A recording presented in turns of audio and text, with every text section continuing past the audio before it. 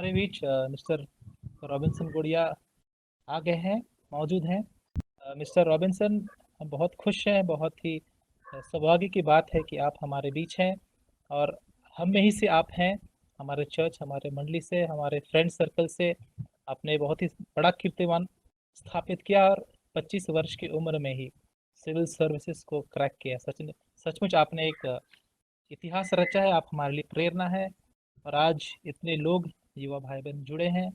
हम बहुत ही एक्साइटेड हैं और इनफैक्ट सब लोग बहुत क्यूरियस हैं आपके मुख से सुनने, आपसे गाइडेंस लेने, आपसे मोटिवेट होने के लिए। तो आपका हम जुबिलाते यूथ विंग होकर के, पूरे जीएल चर्च होकर के, सभी लोग आपका हार्दिक स्वागत करते हैं, आपका अभिनंदन करते हैं। आई होप जी, आप मुझे समझ धन्यवाद। सकते हैं। यस। तो जैसा हम सब जानते हैं कि भाई रॉबिन्सन गुड़िया ने 2019 के सिविल सर्विसेज एग्ज़ाम को पास किया है, बहुत अच्छे रैंक से पास किया है।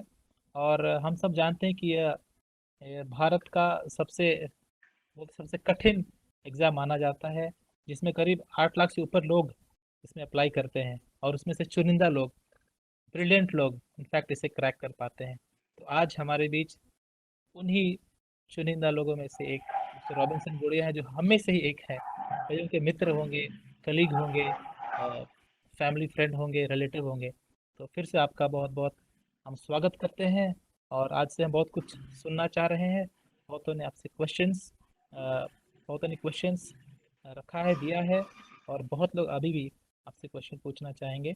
तो हम ज़्यादा समय ना गवाएंगे और हम सीधे, जैसे मैंने बोला, हमारा जो प्रोसीडिंग है, मैं शुरुआती कुछ क्वेश्चंस भाई रॉबिन्सन को के सामने पेश करूंगा। उसके बाद हम लोग फिर पार्टिसिपेंट से कुछ क्वेश्चंस लेंगे। तो मैं यही शुरुआत करूंगा रॉबिन्सन से पूछने। हम्म, और इसमें सबसे पहले ये पूछना चाहूँगा आपका, ये जो यूपीएससी एग्ज़ाम सिविल सर्विस पास करने का जो आपका यात्रा था, आपका सफ़र था, वो कैसा था? आपने कब सोचा कि आप सिविल सर्विसेज का एग्ज़ाम लिखेंगे? आपने कब सोचा कि आप एक आईएएस ऑफिसर बनना चाहते हैं, आईपीएस ऑफिसर बनना चाहते हैं? तो एक आपका इंट्रोडक्शन, आपकी पढ़ाई आपने कैसी, कहाँ से की, और ये सिविल सर्विसेज एग्ज़ाम लिखने का सोच, आईएएस ऑफिसर बनने का सोच, प्रेरणा कहाँ से मिला? एक इंट्रोडक्शन आप अ, हम सबों को दें। Over to ji, you. धन्यवाद। पहले मैं कंफर्म करना चाहूँगा, मेरी आवाज़ आ रही है ना सबको अच्छे से? यस। ओके, तो मेरा नाम रॉबिन्सन गुड़िया है और आप सबको क्वेश्चन है मेरी तरफ से। और मेरा 10th सेंट जेवियर डोरंडा से हुआ था। मेरा 12th PP compound Guru Nanak higher secondary school से हुआ था। उसके बाद 2012 में मेरा जेई में सिलेक्शन हो गया था, तो फिर मैं आईआईटी कानपुर में एज अ सिविल इंजीनियरिंग का BTech MTech dual degree program के लिए मैंने ज्वाइन कर लिया था। 2012 से 2017 ये 5 ईयर इंटीग्रेटेड प्रोग्राम था। और फिर 2017 के बाद मेरा यूपीएससी का जर्नी शुरू हुआ। और 2018 में मैंने पहला अटेम्प्ट दिया था, 2019 ये मेरा सेकंड अटेम्प्ट था। और हाँ, और जैसा कि आशरद आप बोल रहे हैं कि ये ब्रिलियंट लोग निकालते हैं, ऐसा बिल्कुल नहीं है। ये एक कि कोई भी आम आदमी तैयारी करके निकाल सकता है। और जितना मेरा एक्सपीरियंस रहा, लोगों के पास थोड़ी स्ट्रैटेजी की कमी रहती है, थोड़ी प्लानिंग की कमी रहती है, इसीलिए मुश्किल पड़ती है। लेकिन अगर आप ऑर्गेनाइज्ड, प्लान्ड और स्ट्रक्चर्ड तरीके से इस एग्ज़ाम को देखें तो ये आराम से आप भी मतलब दूसरे तीसरे अटेम्प्ट में आराम से कर सकते हैं। ऐसा कोई रॉकेट साइंस नहीं है यूपीएससी। यूपीएससी एक मेहनत, एक लेवल ऑफ डेडिकेशन मांगता है, परसिवरेंस मांगता है, उतना आपको केटर करना पड़ेगा इस एग्जाम को। तो ये, और फिर जैसे मेरी जर्नी के बारे में अगर बात करें तो 2017 में जुलाई में मैं दिल्ली शिफ्ट हो गया था। फिर वहाँ पे 1 ईयर की क्लासरूम कोचिंग प्रोग्राम ज्वाइन किया था मैंने। और मेरा ऑप्शनल ज्योग्राफी था। और चूंकि ज्योग्राफी इन इट सेल्फ बहुत बड़ा सब्जेक्ट है और मैं एज अ सिविल इंजीनियर मैंने ज्योग्राफी चुना। तो फिर मुझे बिल्कुल ज़ीरो से लेकर के एमए लेवल तक पूरा ज्योग्राफी मुझे करना था, तो काफ़ी टाइम लग गया। और पता चल गया था कि फर्स्ट अटेम्प्ट बहुत मुश्किल होने वाला है, इतना आसान नहीं होगा। और कोचिंग के टाइम भी उतनी अच्छी गाइडेंस नहीं थी, उतना अच्छा पीयर ग्रुप नहीं था, तो सेल्फ स्टडी का बिल्कुल टाइम नहीं मिल पाता था, क्योंकि आप पेपर पढ़ रहे हो, आप कोचिंग जा रहे हो, जीएस की कर रहे हो, ऑप्शनल की कोचिंग कर रहे हो, उनके नोट्स बना रहे हो, तो एक बहुत बिजी शेड्यूल हो गया था, तो सेल्फ स्टडी हो नहीं पाई थी, और पता चल गया था कि फर्स्ट अटेम्प्ट तो नहीं होने वाला है। तो फिर मुझे अंदर से एक था कि second attempt will be my best attempt, ये एक मैंने सोच लिया था उसी टाइम पे। और चूंकि यूपीएससी की तैयारी कर रहे हैं और फिर एग्जाम है, तो फिर सब लोग बोलते हैं जब एग्जाम जिस चीज़ की तैयारी कर रहे हो वो तो दो ही दो, तो फिर इसीलिए भी मैंने अपने फर्स्ट अटेम्प्ट को बस प्रीलिम्स के लिए बैठा था, लेकिन प्रीलिम्स मेरा हुआ नहीं था। अराउंड मतलब बिना ज़्यादा तैयारी के ही बैठा था, और फिर करीब 6 to 7 मार्क्स से मेरा कट ऑफ छूटा था। तो फिर आज जा कर के मुझे ऐसा लगता है कि मतलब परमेश्वर ने अच्छा किया कि मेरा प्रीलिम्स नहीं होने दिया, क्योंकि अगर उस साल प्रीलिम्स हो जाता तो शायद मुझे ये जो पूरा सेल्फ स्टडी का 1 ईयर का साइकिल था वो मेरा मिस हो जाता, और इस अटेम्प्ट में थोड़ी और दिक्कतें हो सकती थी। तो वो अच्छा हुआ कि मेरा प्रीलिम्स नहीं हुआ। फिर उसके बाद मैं वापस अपने आप को गैदर करके फिर बैठा और 1 साल प्योरली सेल्फ स्टडी किया। एक मैंने एक कैलेंडर बना लिया था, जिसके तहत मैं अपना प्लान पूरा अच्छे से एग्जीक्यूट करता गया। जैसे प्रीलिम्स के लिए एंड के 2.5 महीने रखा हुआ था, मेंस के लिए उससे पहले जितना भी टाइम था जीएस मेंस और ऑप्शनल की सिलेबस को कवर करने में पूरा कवर टू कवर जो भी सोर्सेज थे वो अच्छे से मैंने कवर करे।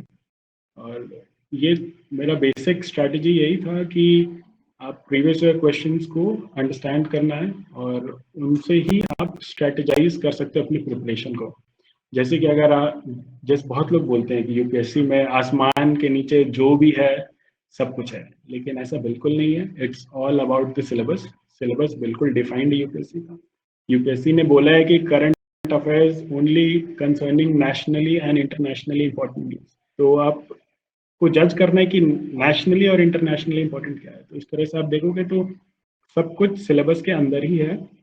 जैसे आप आसमान को देखोगे तो अचानक से देखोगे तो आपको तारे गिने चुने दिखेंगे, लेकिन आप ध्यान लगाओगे तो और भी तारे दिखने लगेंगे। तो इसको आप समझिएगा कि ये और ध्यान लगाने का मतलब है आप प्रीवियस ईयर क्वेश्चंस देख रहे हो, सिलेबस देख रहे हो। आपके इन दोनों चीज में जितनी क्लैरिटी आएगी आपको और ज्यादा तारे दिखने लगेंगे, तो आपको एक पता चलने लगेगा कि एग्जाम क्या डिमांड करता है और आपको तैयारी कैसे कैसे करनी है।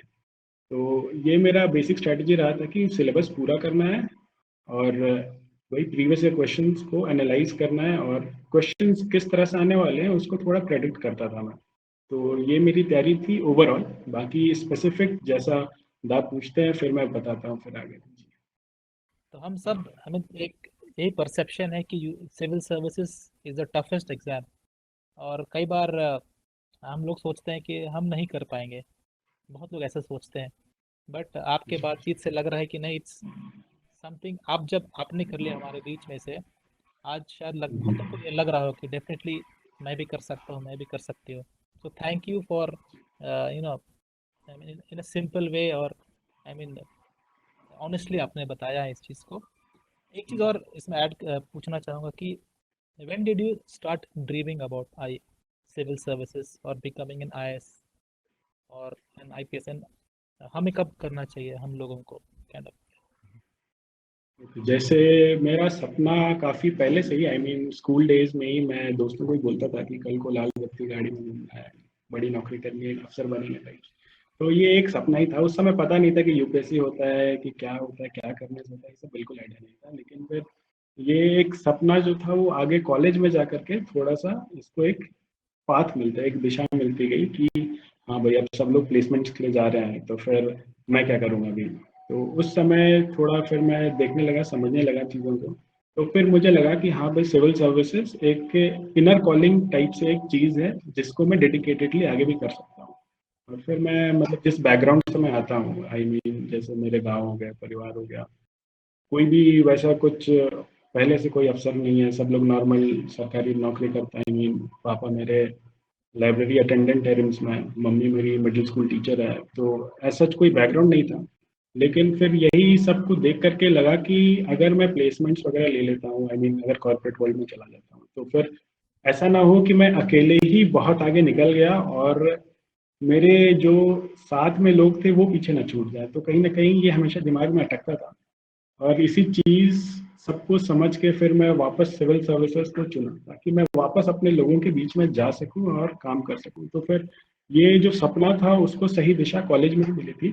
और फिर बाकी उसके बाद एक सर्कल भी बन गया था जहाँ मैं देखता था लोग तैयारी कर रहे हैं, क्योंकि कॉलेज में उतना टाइम मिलता नहीं था, एकेडमिक्स का बहुत लोड था। तो फिर मैंने सोच लिया था कि मैं डेडिकेटेडली 1 से 2 साल अच्छे से प्रिपेयर करके दूंगा।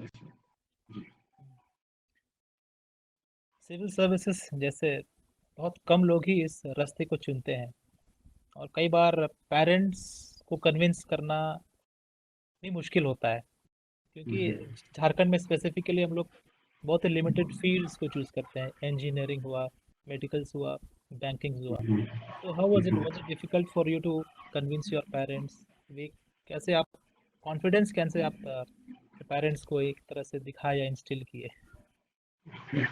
तो मतलब एक होता है कि आपके पास विजन है, लेकिन विजन को मिशन में कन्वर्ट करने के लिए आपको एक स्ट्रेटेजी चाहिए होती है, एक डिफाइंड एक प्रोसेस आपको दिखना चाहिए कि आप ये करोगे तो आपका हो जाएगा। तो मेरे साथ भी ऐसा था कि एक विजन तो था कि एग्जाम निकालना है, लेकिन धीरे धीरे जब पिक्चर क्लियर होती गई कि हाँ कोचिंग करेंगे, हाँ इससे गाइडेंस लेना, हाँ इनसे पूछना, हाँ ये सोर्सेस है, तो धीरे धीरे ये प्रोसेस थोड़ा सिंप्लीफाई में लगा। तो फिर एक होता है ना कि पेरेंट्स को भी लगने लगा कि हाँ अब ये जो ट्राई कर रहा है जेन्युइन ट्राई कर रहा है, ये नहीं कि हवा में तीर मार रहा है, प्रॉपर मतलब दिख रहा था एक जेन्युइनिटी कि हाँ भाई कोचिंग करनी है, हाँ भाई एग्जाम निकालना है। तो फिर पेरेंट्स को कन्विंस करना शुरू में थोड़ा डिफिकल्ट था, लेकिन बाद में चीज़ें और आसान होती गई। जैसे कि आप कॉलेज से निकलते हो बिना प्लेसमेंट्स के, तो एक बहुत बड़ा करियर इनसिक्योरिटी है। और यूपीएससी ऐसा लोग बोलते हैं कि एकदम पंचवर्षीय योजना टाइप हो जाती है कि अभी 5 साल आपको करेंगे तभी होगा। तो फिर मन में ऐसा नहीं था, मेरे मन में था कि मैंने घर पे प्रॉपर बोल दिया था कि मुझे 3 साल का टाइम चाहिए, इसके बाद आप लोग जो बोलेंगे वो मैं करने को तैयार हूँ। तो फिर एक प्रॉपर मुझे टाइम मिला था, स्पेस मिला था, और घर से भी काफ़ी सपोर्ट मिला। और फिर मैं घर वालों को ये भी बोलता था कि अगर हम लोग जो ऑलरेडी अच्छे से पढ़ चुके हैं, अगर हम लोग नहीं करेंगे तो फिर कौन करेगा इस एग्ज़ाम की तैयारी।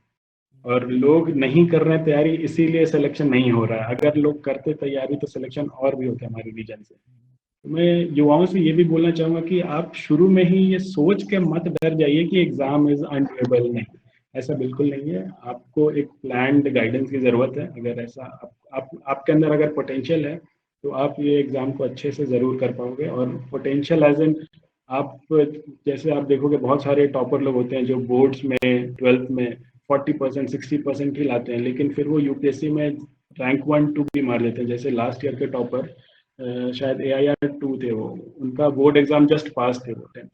तो हम लोग सब एवरेज लोग ही हैं जो प्रिपेयर कर रहे हैं, बस डिफरेंस क्रिएट हो जाता है कि आप मेहनत करने की कितनी इच्छा रखते हो, आपका परसिवरेंस क्या है। आपको एक ही चीज़ 10 बार पढ़नी है, आप एक चीज़ एक बार पढ़ के नहीं बोल सकते कि हाँ तैयारी हो गई।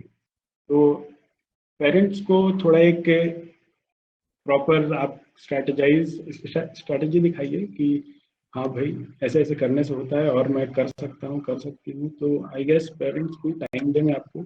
और अगर पोटेंशियल है तो पेरेंट्स को भी समझना चाहिए कि हाँ मेरा बेटा कर सकता है, बेटी कर सकती है, तो उनको मौका दीजिए आप लोग भी। और फिर वही जो भी सपोर्ट मिल पाता है, जितना भी सपोर्ट मिल पाता है उनमें ही कोशिश करने से भी हो सकता है। ऐसा कुछ वो नहीं है कि पैसा चाहिए, कोचिंग जरूरी है, ये भी जरूरी नहीं है। अगर आपके पास टॉपर्स के वीडियोस हैं, टॉक्स हैं, प्रॉपर आपको गाइडेंस मिल पा रहा है कहीं से भी, तो आप उनको फॉलो करिए। फिर आपको अपना भी एक दिमाग लगाना है कि हाँ भाई क्या मैं जिस रास्ते में जा रहा हूँ वो सही है कि नहीं। आप अपनी स्ट्रैटेजी पे डिस्कस करें कि हाँ सही कर रहे हैं। तो आई गेस ऐसे पेरेंट्स भी एक अश्योर्ड फील करेंगे कि हाँ जो कर रहा है सही कर रहा है, थोड़ा मौका देना चाहिए। अ, मेरे तरफ से और भी क्वेश्चंस हैं, बट मैं बाद में पूछूंगा। बट डेफिनेटली हमारे पार्टिसिपेंट्स आपसे बहुत सवाल पूछना चाहेंगे, और इसलिए हमने रजिस्ट्रेशन के दौरान उनसे क्वेश्चंस ली थी। बिकॉज हम एक वर्चुअल मीडिया में कर रहे हैं, वर्चुअल तरीके से कर रहे हैं, इसलिए एक एक से सवाल पूछने में प्रैक्टिकली प्रॉब्लम होती है। इसलिए हमने पार्टिसिपेंट से क्वेश्चंस लिया था, तो उनको हम कैटेगरी वाइज यूपीएससी के लिए, then JPSC and other exams, and then normal career related questions को कैटेगराइज किए हैं। तो इसके अलावा यदि जो पार्टिसिपेंट्स और भी क्वेश्चंस पूछना चाहेंगे तो अपना नाम लिख करके वो चैट बॉक्स में लिख सकते हैं, हम उनको नोट कर लेंगे। और जो क्वेश्चंस हमारे पास हैं उसके बाद उनको मौका दिया जाएगा। तो मैं शुरू करूंगा यूपीएससी के कैटेगरी में। काफ़ी जी लोगों ने सवाल पूछे हैं। तो एक मिस्टर आशीष अभय हैं। ये पूछ रहे हैं कि आपको कैसा लगा जब इस बड़ी सफलता को आपने प्राप्त की एक आदिवासी होकर के। आपको कभी ऐसा लगा कि इस जर्नी में लोगों ने आपको एक आदिवासी की पहचान, या did they look down upon you, और कभी ऐसा दिखा है कि नहीं आप आदिवासी हो, आप नीचे हो, ऐसा कभी आपको ऐसा एहसास लगा? जी जी, बिल्कुल नहीं, ऐसा कभी प्रोसेस में कभी पता नहीं चला कि मैं आदिवासी हूँ या लोग मुझे नीचे देख रहे हैं। इनफैक्ट आपको इसे एज अ मोटिवेशन लेना चाहिए कि आप आदिवासी हैं, आप इतने नीचे से आप ऊपर बढ़ने की इच्छा रखते हैं। तो मैंने इंटरव्यू दिया, फिर ख़त्म किया, उसके बाद जब फीडबैक देते हैं तब उन्होंने मुझे बोला कि it is very good to see people coming from the bottom of the pyramid. आप एक हायरार्की के सबसे नीचे से सबसे ऊपर जाने की जो इच्छा रखते हो, उस चीज़ को लोग अप्रिशिएट करते हैं। तो आपको इस प्रोसेस में कभी नहीं सोचना है कि मैं आदिवासी हूँ या मैं नीचे से आता हूँ, ऐसा बिल्कुल नहीं है। ये एग्जाम सबको फेयर चांस देती है, फेयर मौका देती है। आपको उस हायरार्की, जो सोशल हायरार्की बनी हुई है हमारी सोसाइटी में, उसको लीप अप करने में। जी thank you, thank you. I think वो बहुत इनकरेजिंग है हम सबों के लिए। कई बार हम अपने आप को अंडर एस्टिमेट करते हैं, या अपने आप एक इन्फीरियरिटी कॉम्प्लेक्स में हम लोग चले जाते हैं। So but that is not the case, और रॉबिन्सन ने वो करके दिखाया है। अगला क्वेश्चन एक मिस्टर रोहित होरो हैं, वो पूछ रहे हैं आपकी सफलता का राज क्या है? जी, सबकी सफलता का एक ही राज है, मेहनत करना है। आप मेहनत कर रहे हो, अच्छे से कर रहे हो, ढंग से कर रहे हो, प्रॉपर लगे हुए हो। मैंने अपने आप को 2 साल बंद करके रखा हुआ था सिर्फ तैयारी के लिए, और बिल्कुल ही कट ऑफ था मैं अपने दोस्तों से, ना कोई सोशल मीडिया प्लेटफॉर्म, सब कुछ बंद था। मेहनत करने का जो जुनून था वो था अंदर, इसीलिए हो गया। बाकी सबके लिए एक ही की है, मेहनत। ये एग्जाम मेहनत मांगता है, कोई इंटेलिजेंस का खेल नहीं है, सिर्फ मेहनत चाहिए। जी यस, तो होप पार्टिसिपेंट सुन रहे हैं। मेहनत, मेहनत हमें करना है। Thank you. अगला क्वेश्चन है बेथल कोनगाड़ी से। वो पूछ रहे हैं कि what has made you consistent in your preparation. आप कैसे वो कंसिस्टेंसी को मेंटेन किए हैं? क्योंकि कई बार हम लोग होता है कि हम लोग जोश के साथ साथ शुरुआत तो करते हैं, बट वो टेम्पो मेंटेन नहीं हो पाता है और इतना समय तक। तो आपने कैसे मेंटेन किया, वो कुछ टिप्स बताइए। जी, डे टू डे कंसिस्टेंसी। देखिए, आप जब प्रिपेयर शुरू करोगे तो एक कभी कभी हाई फेज होगा, कभी कभी लो फेज होगा। तो हाई फेज में तो अच्छे से पढ़ाई हो जाती है, लेकिन आप मान लीजिए 1 डेढ़ महीने बाद आपको लग रहा है कि मुश्किल है, क्या क्या है, कैसे होगा, तो वो एक आपका लो फेज आता है। तो ये बट नेचुरल है, इसको आपको एक्सेप्ट करना है पहले तो, कि हाँ भाई, अभी मेरा लो फेज है, कोई नहीं, टाइम को थोड़ा पार होने दीजिए, तो वापस से हाई फेज आएगा। तो इन सब के बीच में जो एक सपोर्ट मैकेनिज्म होता है, वो होता है आपका मोटिवेशन। आपका मोटिवेशन बिल्कुल सही होना चाहिए, जो कि आपके रूट्स में होने चाहिए, आपके वैल्यूज में होने चाहिए। अगर आपका मोटिवेशन सही है तो आपको कभी ऐसा लगेगा ही नहीं कि मैं अच्छे से कर पा रहा हूँ, नहीं कर पा रहा। आपको कभी डिप्रेशन वाली जो होती है ना, कि हाँ अभी पता नहीं हो पाएगा, नहीं हो पाएगा, वो थॉट कभी नहीं आएगा। अगर आप मोटिवेशन अपना सही रखोगे तो हमेशा आपको लगेगा कि और मेहनत करने की जरूरत है। हाँ, मतलब आपको बेटर साइड दिखना जरूरी है। तो अपना मोटिवेशन को हमेशा पॉजिटिव रखिए, हमेशा सही रखिए। यस, तो मोटिवेशन हमें हमेशा उसको हाई रखना है, मेंटेन करना है। अगला क्वेश्चन है थोड़ा प्रिपरेशन से रिलेटेड, स्ट्रैटेजी एंड शेड्यूल। आपका बेसिकली स्ट्रैटेजी क्या था, कैसे आपने अपनी प्रिपरेशन को प्लान किया? बेसिकली स्ट्रैटेजी के बारे में। ओके, तो फिर शुरू के फर्स्ट ईयर में 2017 जुलाई से 2018 के प्रीलिम्स तक तो वैसा कुछ प्लान्ड था नहीं। कोचिंग के बिजी शेड्यूल में मैं भी गुम था। तो फिर उसके बाद जब रियलाइज़ करा कि ऐसे तो नहीं होगा, तो फिर मैं वापस बैठा और 2019 अटेम्प्ट, जो कि 2 जून को पेपर होना था, तो उसके लिए मैंने बैठ के प्रॉपर एक मैक्रो शेड्यूल बनाया। मैक्रो शेड्यूल में आपके मंथली टारगेट्स होने चाहिए, आपके वीकली टारगेट्स होने चाहिए। तो ये टारगेट्स मैंने बनाए थे, और एंड के 2.5 से 3 महीने प्रॉपर प्रीलिम्स के लिए छोड़ रखा था इस टाइप से। तो फिर आप पेपर 1 2 3 4 ऑप्शनल के पेपर 1 2 आपको इंग्लिश और हिंदी को भी ध्यान में रखना है। तो फिर एक मैक्रो कैलेंडर के बाद एक डेली शेड्यूल होता है, जो कि माइक्रो कैलेंडर आ जाता है। तो आप एक माइक्रो कैलेंडर भी बनाइए और that micro calendar should be a part of your macro calendar में जो भी सिलेबस टॉपिक है उसके। तो आप एक सिलेबस को भी कवर करते जाते हो, आप डेली के टॉपिक्स आप डेली 5 से 10 घंटे मतलब आपको टोटल लगाने ही है। ऑन एन एवरेज आप 5 घंटे, जिस दिन मन नहीं कर रहा उस दिन भी कम से कम 5 घंटे आपकी पढ़ाई होनी चाहिए, और जिस दिन मन कर रहा उस दिन तो जितना ज़्यादा हो सके उतना पढ़िए, लेकिन आपको ऑन एन एवरेज 6 से 7 घंटे डेली का होना चाहिए। आप सोच लीजिए 365 दिन में अगर 350 दिन भी आप बैठे हो इतना, तो सोचो आप कितना कुछ पढ़ लोगे, कितना कुछ कर सकते हो आप। तो आपको एक डेडिकेशन दिखाना पड़ेगा एग्जाम के प्रति। मेरा भी यही स्ट्रैटेजी था, बिल्कुल क्लोज डोर प्रिपरेशन था, वैसा कुछ फ्रेंड सर्कल नहीं था, और जितने भी पीयर थे 3-4 ही थे, बस उसको कम से कम ही रखा। और एक बात मैं बताना चाहूँगा कि आप, एक saying है कि you are an average of those 5 people with whom you roam around. आप जिन 5 लोगों के साथ रहते हो उन्हीं में से आप एक औसत हो, आप उन्हीं में से हो। आप अगर आपको लग रहा है कि आप उनमें से बेस्ट हो तो you should change your circle. आपको अपने सर्कल बदलने की जरूरत है, आपको बेटर लोगों के साथ दोस्ती रखने की या फिर एक स्टडी सर्कल बनाने की जरूरत है। तो ये चीज़ मेरा हमेशा था कि मैं जो भी टॉपर टाइप से लोग थे जो मुझसे अच्छा परफॉर्म करते थे उनके साथ रहता था, उनसे स्ट्रैटेजी डिस्कस करता था कि डेली शेड्यूलिंग में सुबह से रात तक, जैसे मैं अपना अगर डेली का शेड्यूल बताऊं तो सुबह मैं उठ जाता था करीब 5:45 बजे। तो फिर ये इंश्योर करता था कि उठते ही आधे घंटे के अंदर मुझे टेबल पे बैठना है, अपने 2.5 घंटे निकालना है मॉर्निंग सेशन। 2.5 घंटे पढ़ा, फिर नाश्ते के लिए 1 घंटे छोड़ा, फिर 2.5 घंटे बैठा, फिर लंच के लिए 2 से 2 घंटे का राउंड ब्रेक ले लेता था, फिर उसके बाद 2 घंटे बैठा, फिर एक शाम का ऐसे ही थोड़ा चिल आउट टाइम 1 घंटा, फिर रात में मुश्किल से 1 घंटा 1.5 घंटा हो पाता था, उससे ज़्यादा नहीं हो पाता था। तो आपका पूरा साइकिल, आपका दिन ऐसे निकलता था आपको पता ही नहीं चलेगा कि दिन निकल गया, सुबह से शाम हो गई, आप किताबों में ही गुम हो। तो ये एक इनकलकेट करना पड़ेगा। और मैं 2.5 घंटे इसलिए बैठता था क्योंकि 2 घंटा पॉसिबल है, 3 घंटा बहुत मुश्किल होता है, और एग्जाम में आपको मेंस में 3 घंटे बैठ के लिखने हैं। तो ये जो 2.5 घंटे बैठने की आदत थी वो फिर आगे जाके बहुत हेल्प करता है। तो आप शेड्यूल ऐसा बनाइए कि आप कॉन्सेंट्रेट भी कर पाओ उतने टाइम तक, और फिर आप मेंस के टाइम आपको 3 घंटे बैठने हैं, आप वहाँ थक नहीं सकते। तो मुझे 2.5 घंटे का ये काफ़ी स्ट्रेटेजिक लगता था कि हाँ मैं 2.5 घंटे बैठूंगा तो आगे मेंस के टाइम में 3 घंटे भी आराम से बैठ के, तो होता है ना कि आपका कंसंट्रेशन टाइम कभी 40 मिनट 50 मिनट से ज़्यादा हो नहीं पाता है। तो आपको वो उस टाइम को स्ट्रेच करना है ताकि आप ज़्यादा देर तक कंसंट्रेट कर पाओ, ज़्यादा देर तक पढ़ पाओ। और मेरा बेसिक स्ट्रैटेजी यही था कि मैं कवर टू कवर जो भी मेरा सिलेबस टॉपिक्स था सबको प्रिपेयर किया था। जो बेसिक बुक्स हैं उनको ही पकड़ा था, अपने सोर्सेस मैंने लिमिट करे थे। अगर मैं पॉलिटी लक्ष्मीकांत से पढ़ रहा हूँ तो मैं लक्ष्मीकांत ही पढ़ूंगा। Laxmikant in itself is a notes.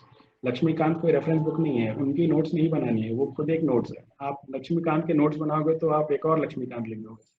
तो एक्सेसिव नोट मेकिंग से भी बचना है क्योंकि नोट मेकिंग बहुत ज़्यादा टाइम टेकिंग होता है, और आप इससे आप रीडिंग कम करते हो, कॉन्सेप्ट समझने में टाइम कम करते हो। तो आपको कॉन्सेप्ट्स को ज़्यादा क्लियर रखना है। और फिर प्रीवियस ईयर क्वेश्चंस को हमेशा बगल में रखिए क्योंकि उनको देख के ही पता चलेगा कि क्वेश्चंस कितने डेप्थ में आते हैं, कितने डाइवर्स क्वेश्चंस आते हैं। और हमेशा आप सिलेबस से और प्रीवियस ईयर क्वेश्चन से जुड़े रखिए अपने प्रिपरेशन को। टेबल पे आप जब भी पढ़ते हो वो ये दो चीज़ तो होनी ही चाहिए। कुछ प्रीलिम्स के लिए कुछ बुक्स आप सजेस्ट कर सकते हैं? Books I mean for prelims and then course फिर मेंस के लिए apart from the elective. Okay, तो प्रीलिम्स के लिए जो जो मेन मार्केट में जो सोर्सेस है वही सोर्सेस मैंने भी फॉलो करे थे, like political Laxmikant, modern history के लिए स्पेक्ट्रम हो गया। आपको एंशिएंट और मिडिवल के लिए मैंने तमिलनाडु पढ़ा था क्योंकि वो पतली सी बुक है और उसको ज़्यादा बार रिवाइज कर सकते थे, याद अच्छे से हो जाता था उससे। और एक स्टोरी लाइन पिक्चर क्लियर था। और फिर आर्ट एंड कल्चर के लिए नितिन सिंघानिया बस एक बार रेफर किया था, लेकिन मेन प्रिपरेशन एनसीईआरटी, एक फाइन आर्ट्स की एनसीईआरटी आती है क्लास 11th या 12th की शायद, वो बुक। और फिर उसके बाद करंट अफेयर्स जो मेजर चंक है वो मैंने पेपर खुद से पढ़ता था, और उसके शुरू के 3 महीने मैंने बहुत ज़्यादा टाइम दिया था न्यूज़पेपर रीडिंग में। तो फिर उसके नोट्स बनाता था, उसके बैकग्राउंड इन्फॉर्मेशन कलेक्ट करता था। मैं प्रीवियस ईयर क्वेश्चन से देखता था कि क्वेश्चंस कैसे आ रहे हैं और उसके अकॉर्डिंगली मैं नोट्स बनाता था। इससे क्या हुआ कि 2-3 महीने में एक ऐसा कंटेंट क्रिएट हो गया कि अब आगे न्यूज़ रिपीट हो रही है, 3 महीने बाद चीज़ें रिपीट होने लगती हैं। जैसे गवर्नर का कोई इशू आया, वो आज है, आज महाराष्ट्र में है, तो 3 महीने बाद कहीं छत्तीसगढ़ में हो जाएगा, कहीं और स्टेट में हो जाएगा, तो चीज़ें रिपीट होंगी, लेकिन जो कंटेंट है वो कॉन्स्टेंट हो जाता है। तो आप या तो आप उसमें कुछ नया मिला तो ऐड ऑन कर लो, और नहीं तो फिर रिवाइज ही कर लीजिए। और मैं नोट्स ऑनलाइन बनाता था, ये करंट अफेयर के खासकर, तो प्रीलिम्स के लिए और इकोनॉमिक्स के लिए, हाँ, शंकर गणेश की एक बुक आती है, वो भी काफ़ी पतली है, उसमें कॉन्सेप्ट्स की क्लैरिटी आ जाती थी। तो सोर्सेस यही सब कॉमन ही है, ज़्यादा कोई एडिशनल रेफरेंस नहीं लिया। लेकिन फिर टेस्ट पेपर्स में बहुत सॉल्व करता था। आई मीन टेस्ट आपको डेली सॉल्व करने हैं। मेरा डेली टारगेट था कि एक पेपर तो डेली करूँ ही करूँ। ये खासकर प्रीलिम्स के टाइम की मैं बात कर रहा हूँ, प्रीलिम्स के सोर्सेज की बात कर रहा हूँ। तो प्रीलिम्स के टाइम डेली पेपर सॉल्विंग एक, जिससे कि प्रैक्टिस हो सके, क्योंकि आपको यूपीएससी के पेपर में जाके टिक ही करना है, आई मीन एक बबल भरना है। तो उस पॉइंट पे आंसर्स लिखने का कोई मतलब नहीं है। आप प्रैक्टिस पेपर सॉल्व करिए, किसी भी कोचिंग का उठा लो आप पेपर, लेकिन आप उसको अच्छे से करो। नई इन्फॉर्मेशन मिल रही है उसको गैदर करिए, उसको अलग से एक नोटबुक बनाइए कि हाँ ये नई चीज़ें मिल रही है। अगर आपको लगता है ये बेसिक बुक का कुछ एड ऑन इन्फॉर्मेशन है, तो आप उस बेसिक बुक में ही लिख दीजिए। जैसे मैं अपनी लक्ष्मीकांत में उस बुक पे ही लिख देता था अगर कुछ नया इन्फॉर्मेशन मिला जो कि लक्ष्मीकांत में नहीं था, ताकि जब मैं लक्ष्मीकांत पढ़ूँ तो वापस से वो चीज़ एक बार दिमाग में आ जाए कि हाँ ये नया चीज़ था, ये ऐड ऑन कर लो तो मिल गया। तो इससे आपका कंटेंट काफ़ी बढ़ जाएगा और आप बहुत सारी चीज़ों को जानोगे। और प्रीलिम्स में कि एलिमिनेट करना है आपको, ज़रूरी नहीं कि आप आंसर जानो, लेकिन अगर आपको पता है कि आंसर नहीं है तो आप एलिमिनेट करके उसको आप अच्छे से कर सकते हो। और मेंस के टाइम भी सोर्सेस सेम थे, लेकिन तरीका बदल गया था। आपको अब आंसर्स लिखना है, तो जैसे आप 10th 12th के बोर्ड एग्जाम में आप आंसर लिखते हो, उसी तरह से आपको फिर बॉडी इंट्रो बॉडी कंक्लूजन के फॉर्मेट में सारी चीज़ों को कन्वर्ट करना है। डायनेमिक पोर्शन के लिए आप किसी कोचिंग का एक मतलब करंट अफेयर बुकलेट उठा सकते हो, जो mains related, main specific content जहाँ से मिल सके। और बाकी सोर्सेज बुक्स तो कॉमन ही थे, वैसा कुछ डिफरेंट अलग कुछ नहीं किया जी।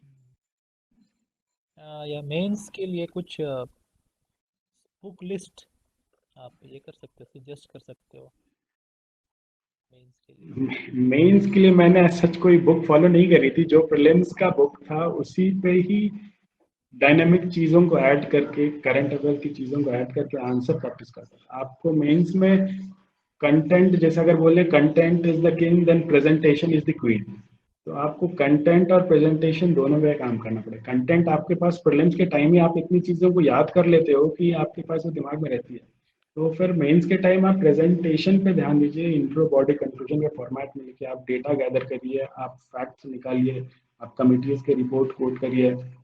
तो इससे आपकी कंटेंट और क्वालिटी, क्वांटिटी और क्वालिटी दोनों का एक बैलेंस होना चाहिए मेंस में। मैंने कोई ऐसा बुक नहीं पढ़ी थी मेंस स्पेसिफिक जो प्रीलिम्स के सोर्सेज को रिवाइज करता था। बाकी जो करंट अफेयर के लिए मैंने एक मंथली मैगजीन किसी कोचिंग का लिया था, वो भी सिर्फ रेफरेंस के लिए यूज करता था कि कुछ चीज मिस आउट ना कर जाऊं मैं जी। एक मिस्टर चिरंजी लकड़ा वो पूछते हैं कि my preparation should be focused on one paper at a time और should I prepare for all the subjects side by side?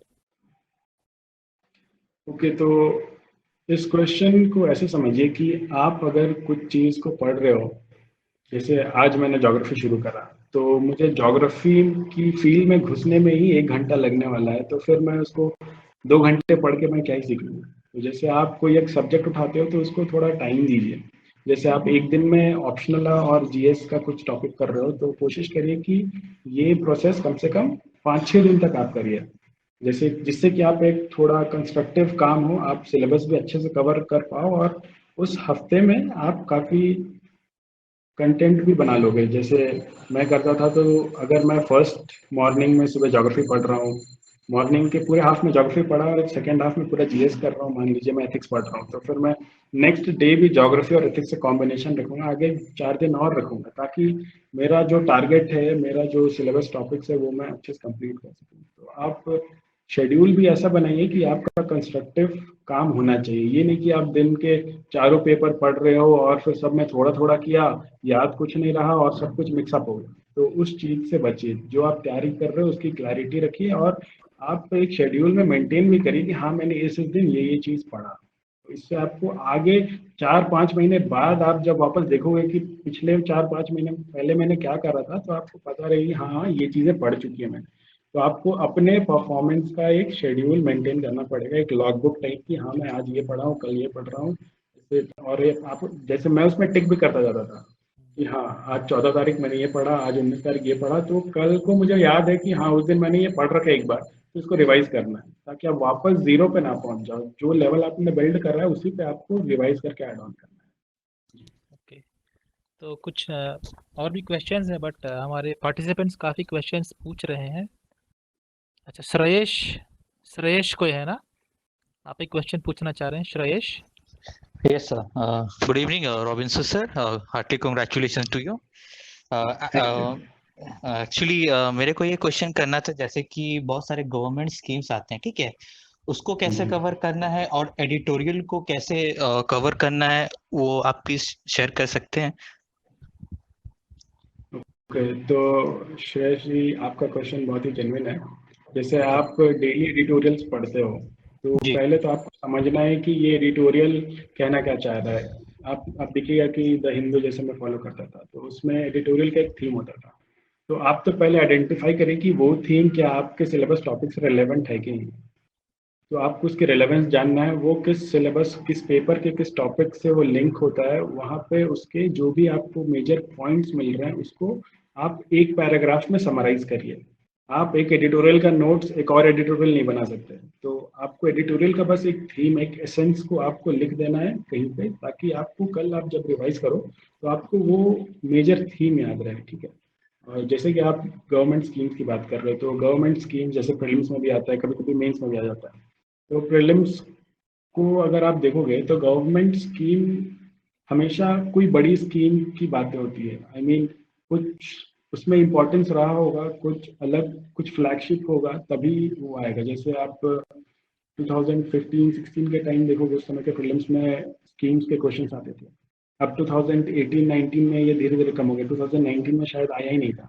तो यूपीएससी अपना क्वेश्चन सेटिंग को भी बहुत डायनेमिक रखती है। तो आप हर एक छोटी छोटी स्कीम के पीछे मत जाइए, आप बड़े स्कीम्स जो फ्लैगशिप स्कीम्स गवर्नमेंट की हैं, आप उनमें ध्यान दीजिए। जैसे अभी आत्मनिर्भर अभियान चल रहा है, तो ये एक फ्लैगशिप प्रोग्राम टाइप से समझिए कि ये साल, आई मीन पिछले 4-5 साल में नहीं हुआ था ऐसा कुछ काम, और अब हो रहा है। तो इसकी छोटी छोटी बातों पे आपको ध्यान रखना है। तो जैसे मेरा ऑब्जर्वेशन रहा है कि यूपीएससी हमेशा बड़ी चीजों की छोटी बातें पूछ देती है, और छोटी छोटी चीजों की बड़ी बड़ी बातें, जैसे कोई एक स्कीम का एक ऑब्जेक्टिव पूछ देंगे। तो लेकिन अगर वो स्कीम बड़ी होगी तो उसकी छोटे छोटे बजट वगैरह पूछ देते हैं। और यूपीएससी हमेशा जब भी फिगर वगैरह देती है तो वो आई मीन लोगों को कंफ्यूज करने के लिए देती है। तो आप उस चीज़ का ध्यान रखिए, आप अपने एलिमिनेशन स्ट्रैटेजीज को बेटर करिए। और गवर्नमेंट स्कीम्स एक लिस्ट आप बना सकते हो थीमेटिकली। और अगर आप प्रीलिम्स का सिलेबस देखोगे तो उसमें सोशल इश्यूज है, उसमें इकोनॉमिक इश्यूज है। तो आप गवर्नमेंट स्कीम्स को इन थीम्स के अकॉर्डिंग आप सॉर्ट कर लो, ताकि आपको पता रहे कि अगर ये स्कीम है तो हाँ ये सोशल ट्राइबल्स के लिए स्कीम थी। तो हर एक थीम्स के लिए आप अलग अलग स्कीम कर लो, इससे आपको याद करने में आसानी होगी। और ज़्यादा स्कीम के पीछे भागने की ज़रूरत नहीं है, आप स्कीम्स के ऑब्जेक्टिव्स को जानिए। अगर कुछ मेजर बजट चंक वो ले रहा है तो आप उस बजट का भी ध्यान रख सकते हैं, लेकिन आप एम्स ऑब्जेक्टिव उससे ज़्यादा डेप्थ में जाने की ज़रूरत नहीं है। मेंस के लिए उसका एनालिसिस ज़रूरी है कि स्कीम का लॉन्ग टर्म बेनिफिट्स क्या है, शॉर्ट टर्म बेनिफिट्स क्या है। तो ये मैं उतना ज़्यादा फोकस नहीं कर रहा था कि छोटी छोटी बातों पर ध्यान दूँ, लेकिन एक ब्रॉड व्यू एक होना चाहिए किसी भी स्कीम। जैसे ऑपरेशन ट्विस्ट है, ये इस साल हमेशा 2-3 महीने में आरबीआई ला रही है ऑपरेशन ट्विस्ट। अब ये बॉन्ड्स की यील्ड्स बढ़ाने के लिए कि घटाने के लिए, इन चीज़ों की कॉन्सेप्चुअल क्लैरिटी होनी ज़रूरी है जी। रॉबिन्सन, कुछ क्वेश्चंस है इंटरव्यू से रिलेटेड, may okay. Be UPSC interview and in general, और ये भी उससे एक लिंक्ड क्वेश्चन है। क्या इंटरव्यूज में बायस मार्किंग होता है, I mean towards backward classes? Is there any bias marking? वो एकदम का डाउट है, सस्पिशन है। जी, आई डोंट थिंक ऐसा कुछ होता है। आई डोंट थिंक ऐसा कुछ होता है। आप इंटरव्यू में आपकी पर्सनालिटी जज की जा रही है, आपका लाइफ एक्सपोजर कैसा रहा वो सब जज किया जाता है, और आपका इन जनरल अवेयरनेस जज किया जाता है। आई मीन अगर आप कहीं रहे हो, जैसे आप रांची में रहे हो, कानपुर में रहे हो, तो आप अगर वहाँ रहे हो तो आप फिजिकली प्रेजेंट थे, तो आप कितना अटेंटिव थे अपने वहाँ के एग्जिस्टेंस में। अगर मैं रांची में रहता हूँ तो आई शुड नो कि रांची एक स्मार्ट सिटी डिक्लेयर्ड है, बनने वाला है। तो उस स्मार्ट सिटी में क्या क्या कंपोनेंट्स रांची में डेवलप किए जा रहे हैं वो सब मुझे पता होना चाहिए, क्योंकि मैं रांची में रहता हूँ, मैं यहाँ का डेली न्यूज़पेपर पढ़ रहा हूँ, and I am an aspirant civil servant. मैं कल जा करके लोगों के बीच ही काम करने वाला हूँ, और ये सब मुझे नहीं पता हुआ तो फिर मैं क्या काम करूँगा। तो एक ब्रॉड व्यू आपको होना ज़रूरी है। इंटरव्यू में पर्सनालिटी मैटर करेगा वो चीज़, और कोई बायसनेस सच अभी तक मुझे एक्सपीरियंस नहीं हुआ, ना ही उनके क्वेश्चन पूछने के तरीके में, ना ही मतलब मार्किंग। जितना भी मैं देखा पिछले 2-3 सालों में, कभी ऐसा कुछ दिखा नहीं। एवरेज कम होता है, लेकिन वो भी मतलब हो सकता है परफॉर्मेंस इश्यूज हो, लेकिन मुझे पर्सनली नहीं लगता कि ऐसा कुछ बायस होता है। एक मिस्टर हृदय बरुआ, वो कुछ क्वेश्चन हम्म। पूछना चाह रहे हैं। हाँ, इसमें है रॉबिन्सन भाई। जी सर। हाँ, तो भाई मैं जो 6 सिविल सर, ये जो जेपीएससी का जो मेंस लिखा। ओके। हेलो। हाँ हाँ, बोलिए बोलिए। हाँ, तो 6 जेपीएससी का जो मेंस लिखा, जो रजिस्टर के समय में भी क्वेश्चन में आपको डाला था, तो फिर उसमें जो है एक क्वेश्चन का वैल्यू था 40 मार्क्स का। ओके। तो उसमें जो है मेरे को सपोज एक क्वेश्चन ले लेते हैं वेस्ट मैनेजमेंट के ऊपर में। ओके। तो हमको 40 मार्क्स के लिए A4 का अगर हम पेपर लेते हैं तो उसका दोनों साइड प्लस से दूसरा A4 का दोनों साइड, वो काफ़ी है क्या? अब जेपीएससी स्पेसिफिक मैंने पेपर देखा नहीं कि आपको टाइम, आई मीन कितना स्पेस मिल पाता है, लेकिन मैं यूपीएससी का एक रेफरेंस दे सकता हूँ आपको। जैसे कि 20 मार्क का क्वेश्चन में आपको 4 साइड फ्री मिलते हैं। तो मेरा टारगेट हमेशा रहता था कि मैं सारे पन्ने भरूं। तो आपको कंटेंट को क्वालिटी रखते हुए आपको पूरे पन्ने भरने पड़ेंगे, अगर आपको मार्क्स एवरेज से थोड़ा सा ज़्यादा चाहिए। अब आप जैसे ये नहीं सोच सकते कि 20 मार्क्स के क्वेश्चन में आप 2 पन्ने लिख करके आपको 10 मिल जाए। वो थोड़ा डिफिकल्ट है, क्योंकि लोगों का जो कंपटीशन लेवल है वो काफ़ी ऊपर जा चुका है। अब आपको इस तरह समझना होगा, जैसे जेपीएससी में मुझे एग्जैक्टली पता नहीं कितना पन्ने मिलता है, लेकिन अगर वो 6 पन्ने भी दे रहे हैं तो कुछ सोच के दे रहे हैं, और फिर सबको एडवांटेज मिल रहा है ज़्यादा से ज़्यादा एक्सप्रेस करने का, तो आप वहाँ पीछे नहीं रह सकते। आप डायग्राम्स यूज़ करिए, आप प्रेजेंटेशन यूज़ करिए, आपको छोटे छोटे टेक्निक यूज़ करके आपको पन्ने पूरे भरने चाहिए, जैसा मेरा मानना है। ओके, तो जो भी क्वेश्चंस डाल रहे हैं चैट में अभी हम लोग, क्योंकि यूपीएससी से रिलेटेड है, उसके बाद वो लोग नेक्स्ट कैटेगरी जेपीएससी को हम लोग मौका देंगे। तो एक मिस्टर आशीष समद है, वो कुछ पूछना चाह रहे हैं। आशीष, अच्छा सॉरी, अशीम समद।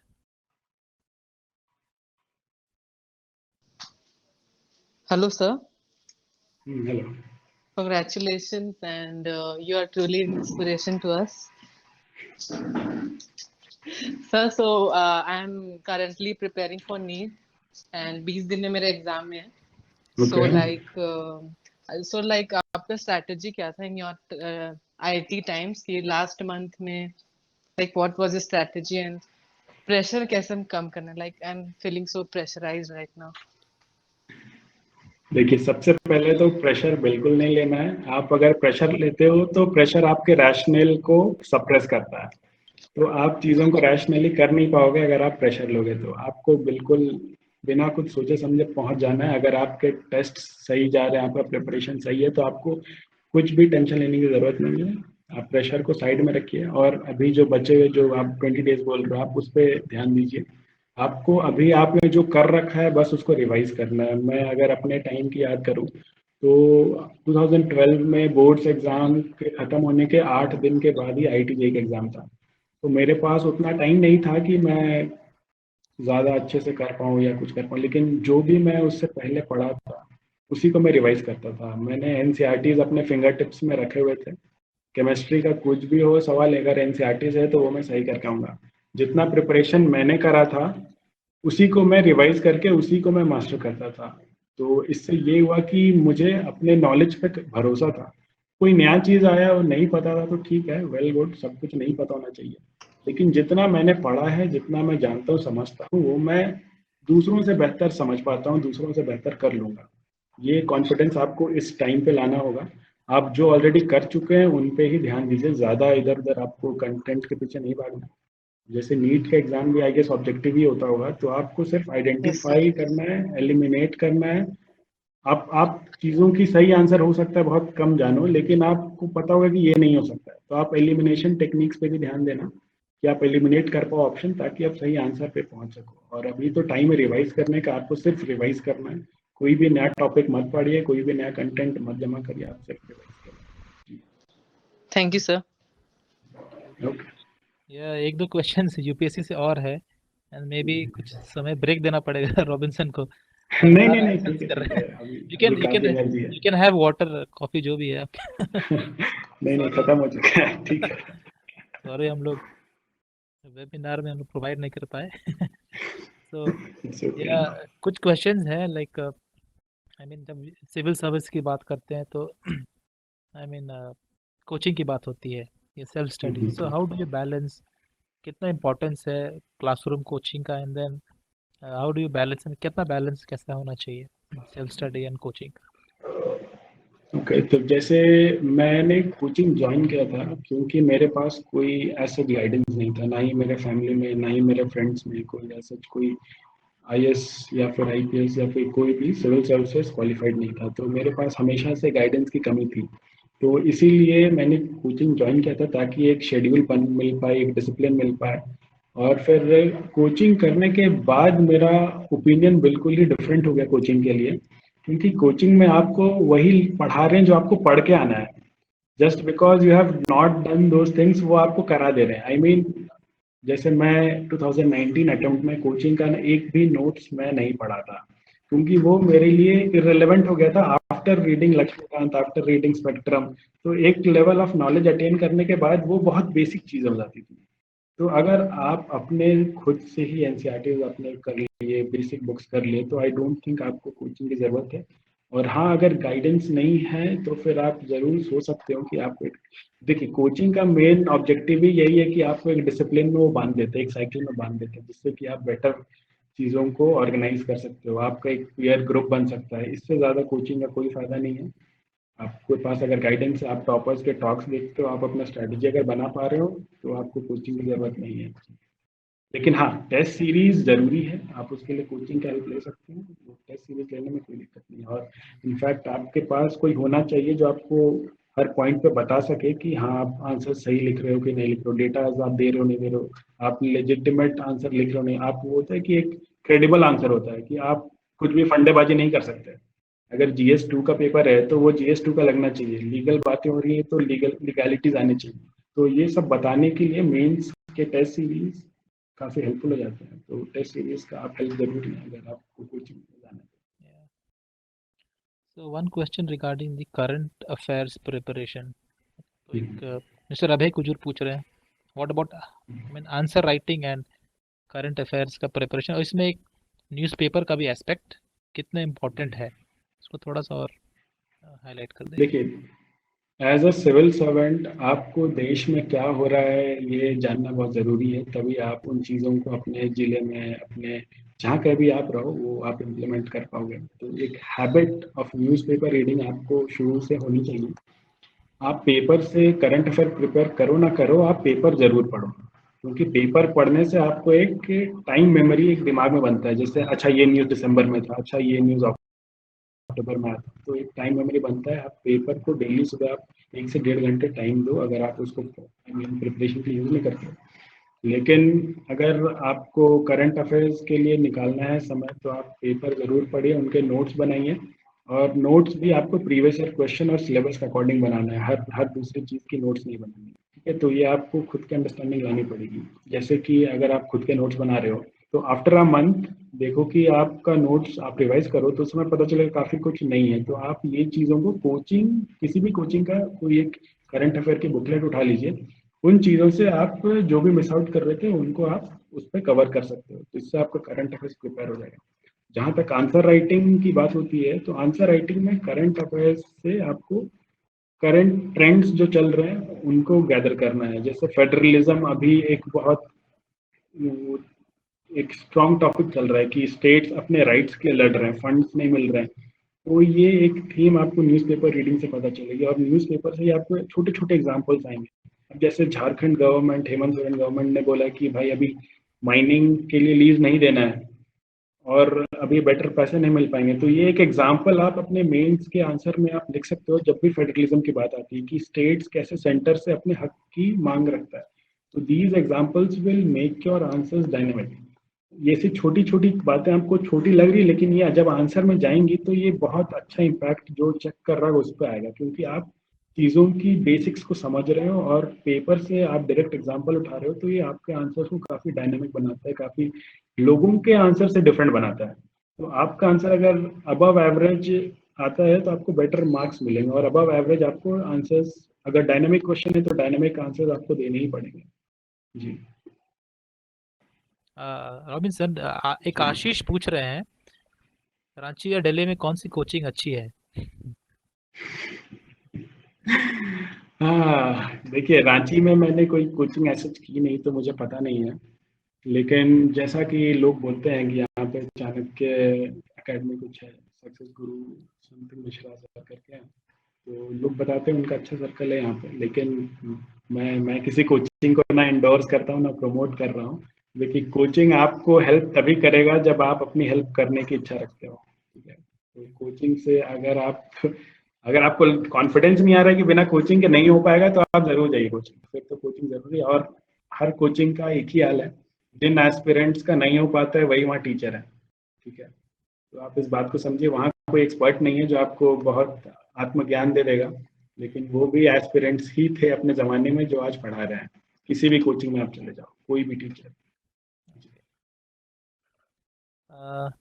जूही जूही हो रो जूही प्रियंका, एक क्वेश्चन आपका है। जूही अपने आप को अनम्यूट करके पूछ सकते हैं।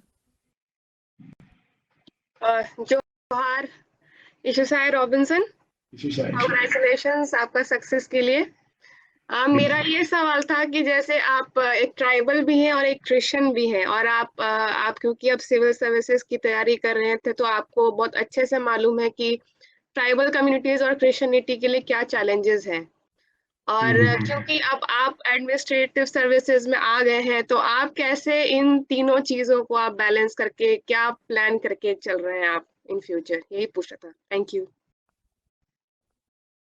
ओके, तो जैसे कि ट्राइबल इश्यूज बहुत सारे हैं, ऑफ एक्सेसिबिलिटी, अफोर्डेबिलिटी, तो मैं कोशिश करूँगा कि जहाँ पे भी मैं रहूँ लोगों के लिए एक्सेसिबल रहूँ, लोग मुझ तक पहुँच पाएँ, अपनी समस्याएं जो भी हैं मैं उनको अपने सीनियर्स या फिर जो भी मेरे राइट्स मेरे पावर्स के अंदर होंगे वो मैं कर पाऊँ। और मैं कोशिश करूँगा कि जो भी राइट्स इश्यूज हैं, जो भी लेजिटिमेट राइट्स हैं वो उन तक पहुँचा पाऊँ। अभी सर्विस में जाने में अभी काफ़ी टाइम है, तो जो प्रैक्टिकल चीज़ें वो मुझे अभी भी नहीं पता है, लेकिन जो थ्योरेटिकल एस्पेक्ट्स जो पढ़े हैं मैं उन्हीं पे इलैबोरेट कर पाऊंगा। तो आई गेस, लेकिन आगे क्योंकि मैं खुद ट्राइबल हूँ, मैं खुद क्रिश्चियन हूँ, मैं उन्हीं में से एक हूँ जो कि उनके प्रॉब्लम्स को जानता हूँ, समझता हूँ। तो एक इमोशनल इंटेलिजेंस और फिर एक प्रॉपर पॉलिसी बैलेंस देखा जा सकता है। अगर कुछ चीज़ बिल्कुल ही एंटी ट्राइबल या फिर एंटी क्रिश्चियनिटी जा रही है तो उन चीज़ों को बैलेंस आउट किया जा सकता है। वो फिर ये भी सब भी काफ़ी हाई लेवल पॉलिसी मेकिंग के लेवल पे जब पहुंचूंगा तब हो पाएगा। बाकी इम्प्लीमेंटेशन टाइम जो भी होगा, कोशिश करूंगा चीज़ें रैशनल हों और जिनका भी जो भी राइट्स है वो उनको मिलना चाहिए। Thank you. Thank you. कुछ अच्छा, मैं कुछ जनरल कैरियर से रिलेटेड भी क्वेश्चंस हैं, उसको लेटर हम लोग टेकअप करेंगे। कुछ इंटरव्यू के बारे में कुछ शेयर कीजिए रॉबिन्सन, कैसे क्वेश्चंस पूछते हैं? इंटरव्यू का जो पैनल होता है वो हमेशा एक एक बहुत हाइप रहता है इंटरव्यू का, सिविल सर्विसेज का इंटरव्यू पैनल। कुछ क्वेश्चन या कुछ मजेदार क्वेश्चन या कुछ ऐसा क्वेश्चन जो आपको याद है हम लोग से शेयर करना चाहेंगे। ओके ठीक है। तो ये मेंस का रिजल्ट आ गया था 14 जनवरी, एकदम बिल्कुल मिडनाइट, रात के 1-1:30 बजे आसपास रिजल्ट आया था। तो काफ़ी ये माहौल बन चुका था कि हाँ रिजल्ट आने वाला है। तो रिजल्ट आ गया, देखा कि हाँ सिलेक्शन हो गया है। अब इससे पहले कभी यूपीएससी ना फिर किसी ना प्लेसमेंट, कहीं भी कुछ इंटरव्यू दिया नहीं था कभी मैंने। तो एक मन में डर रहता है कि हाँ भाई इंटरव्यू है, देना है, सामने 5 लोग होंगे, पता नहीं वो क्या पूछेंगे। 5 लोग होंगे तो एक फालतू का एक प्रेशर भी मन में था शुरू से। लेकिन फिर मैं वही प्रिपरेशन के लिए मॉक्स वगैरह देता था, और फिर 2-3 लोग थे जो ऑलरेडी सर्विस में थे, तो उनसे काफ़ी हेल्प मिला कि मतलब कुछ चीज़ें ऐसी हैं जो आपके पर्सनालिटी में है, वही उनको देखना है। आप कितने जेन्युइन हो, आपके थॉट्स कितने जेन्युइन हैं, वो उनको देखना है। आप जो उनके सवाल होंगे वो आपको पर्सनालिटी जज करने के लिए होंगे, कुछ कंटेंट रिलेटेड जज नहीं, कुछ फैक्ट्स आपसे पूछेंगे नहीं। पूछेंगे, अगर आपको पता हो तो आप बता दीजिए, गेस मत लीजिए, तो क्योंकि उससे आपकी पर्सनालिटी थोड़ी वीक लगती है कि आपको नहीं पता था फिर भी आपने गेस लिया। अच्छा, इसी रिलेटेड मुझसे क्वेश्चन पूछा गया था मेन इंटरव्यू में। सर ने मुझसे पूछा कि झारखंड में फॉरेन टूरिस्ट कितने आते हैं। तो फिर उन्होंने पूछा था कि फॉरेन फुटफॉल कितना है झारखंड टूरिज्म को लेकर के। तो फिर मैंने बोल दिया कि sorry sir, I do not have any data regarding this. तो फिर उन्होंने मुझे सामने से खुद बोला कि स्टिल टेक अ गेस। तो फिर मैंने बोला sorry sir, I do not have any idea कि मैं क्या गेस लूँ, मुझे कोई ना थाउजेंड्स में पता है ना हंड्रेड्स में पता है मैं क्या गेस लूँ। मैंने मना कर दिया आउटराइट। लेकिन फिर मैंने साथ में ये भी बोल दिया था उनको कि sir I do have seen a few foreigners but I am not sure whether they come for tourism और समथिंग एल्स। तो फिर वहाँ पे एक थोड़ा चेयरफुल माहौल हो गया था, तो इससे थोड़ा मूड सबका लाइट हो गया। एक पॉजिटिव फीलिंग के साथ सब लोग एक्सेप्ट किए मेरे इस जो भी आई मीन लाइट स्टेटमेंट को। तो इंटरव्यूज में आप सीरियस रहना चाहो तो रह सकते हो, लेकिन अगर आपकी पर्सनालिटी ऐसी है कि आप थोड़े हल्के से मजाकिया हो, वो सामने वाले को ऑफेंड नहीं होना चाहिए, लेकिन आपकी तरफ से अगर कुछ ऐसा लाइट होता है तो वो भी उनको भी ये मतलब पॉजिटिव लगता है। तो आपकी पर्सनालिटी टेस्ट होती है। ऐसे अगर देखें कि मुझे क्या क्या पूछा गया था, तो बेसिकली सबसे पहले तो उन्होंने मेरा डायफ जो कि डिटेल्ड एप्लीकेशन फॉर्म होता है वो उनके सामने रखा हुआ था।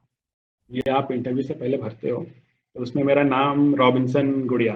अब रॉबिन्सन गुड़िया इन इटसेल्फ बहुत ही उनको यूनिक लगा कि रॉबिन्सन ये गुड़िया क्या है। तो एक होता है कि अच्छा आपका नाम कैसे पड़ा। तो पहला सवाल मुझसे यही था कि अच्छा रॉबिन्सन कैसे नाम हो सकता है किसी का, आई मीन आप झारखंड से हो, आप साउथ इंडिया से भी नहीं हो।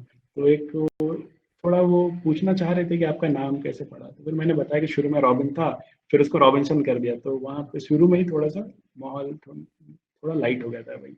फिर उसके बाद मुझसे पूछा कि अच्छा तो आप झारखंड से हो, तो आपके वहाँ के ट्राइबल इश्यूज क्या है। तो ट्राइबल इश्यूज अगर आप थ्योरी में देखें तो आपको बहुत सारी बड़ी बड़ी बातें दिखेंगी, लेकिन मैंने कोशिश करा कि जो प्रैक्टिकली प्रॉब्लम ऑन ग्राउंड दिखती है उनको हाईलाइट करने की। जैसे कि lack of facilities with regard to drinking water. आप पानी लेने भी आप नदी तक जा रहे हो, आपके पास फैसिलिटी नहीं है, प्रॉपर सैनिटेशन नहीं है। आपके गाँव में ड्रिंकिंग का इशू है, लोग अल्कोहलिक हो रखे हैं। तो ये सब बेसिक ट्राइबल इश्यूज हैं जो ऑन ग्राउंड दिखती हैं। और मेरी चेयरमैन मिसेस स्मिता नागराज थी, वो खुद एक IAS ऑफिसर रह चुकी है। तो she would have appreciated my statement, क्योंकि अगर मैं चाहता तो थ्योरी में बोल सकता था कि आइसोलेशनिज्म है या फिर मेन स्ट्रीम कल्चर से मिक्स हो रहे हैं, ये सब इश्यूज भी हैं। लेकिन मैंने कोशिश करा कि चीज़ों को थोड़ी प्रैक्टिकल रखूं, ताकि उन्हें भी ये पता चले कि हाँ मैं ग्राउंड से जुड़ा हुआ हूँ, I know the basic issues जो ऑन ग्राउंड है। तो फिर उसके बाद फिर झारखंड से नक्सलिज्म के बारे में पूछा था कि हाँ नक्सलिज्म का क्या स्टेटस है, अभी कम हो रहा है कि बढ़ रहा है। फिर उसके बाद Ranchi as a smart city है, तो फिर क्या क्या काम हो रखे हैं, क्यों डेवलप नहीं हो पा रहा है। तो आप जहाँ रहे हो वहाँ के बारे आप कितना अवेयर हो, आपकी पर्सनालिटी में ये दिखना चाहिए कि हाँ मैं अगर कानपुर में था तो आई नो कि why Kanpur has declined as an industrial hub. तो आप जब इंटरव्यू के लिए प्रिपेयर करोगे तभी आपको लोगों जो पहले इंटरव्यू दे रखे हैं उनके क्वेश्चनेयर्स देखने चाहिए कि उनका ट्रांसक्रिप्ट में क्या था, उसका प्रोफाइल क्या था। तो आपकी प्रोफाइल के अकॉर्डिंग ही आपको क्वेश्चन पूछा जाता है, सच कुछ आउट ऑफ द ब्लू नहीं पूछा जाएगा। जैसे हाँ, जैसे मुझसे ही टूरिज्म के बारे में पूछा तो फिर मैंने मना कर दिया कि नहीं पता मुझे। तो आप अगर नहीं पता बोलते हो तो ये आपके लिए अच्छी बात है, ये आपकी पर्सनैलिटी को अच्छी पॉजिटिव वे में शो करता है कि आप रैंडम गेस नहीं लेते हो, आप रैंडम कुछ भी नहीं बोल रहे हो, जो आपको सही लग रहा है आप वही बोल रहे हो और उसको आप जस्टिफाई भी कर पा रहे हो। बाकी इंटरव्यू मेरा करीब 30-35 मिनट चला था और मुझसे एजुकेशन सेक्टर के बारे में पूछा था, झारखंड तो मैंने बता ही दिया, और फिर ज्योग्राफी ऑप्शनल से 1-2 सवाल थे। बाकी ऐसा कुछ नॉलेज रिच क्वेश्चन नहीं था, सब कुछ ओपिनियन बेस्ड ही था। मुझसे पूछा था कि आप ये कोबर गैंडी को जानते हो क्या, ये कोई नक्सलाइट है। अब अब अब मैं कैसे जानूंगा, मैं ना उस ऑर्गेनाइजेशन से जुड़ा हूँ ना कुछ, तो मैंने आउटराइटली मना कर दिया। मैंने पढ़ा था उनके बारे में, मुझे पता था कुछ चीज़ें, लेकिन मैंने अवॉइड करा कि नहीं अभी इस साइड नहीं जाना है। तो फिर मैंने वहाँ आउटराइटली मना कर दिया था कि sorry ma'am I do not know. और भी छोटी छोटी चीज़ें हुई थी, कभी डिटेल्ड इंटरव्यू के लिए बताऊंगा। या उसके लिए में भी एक सेपरेट सेशन होगा।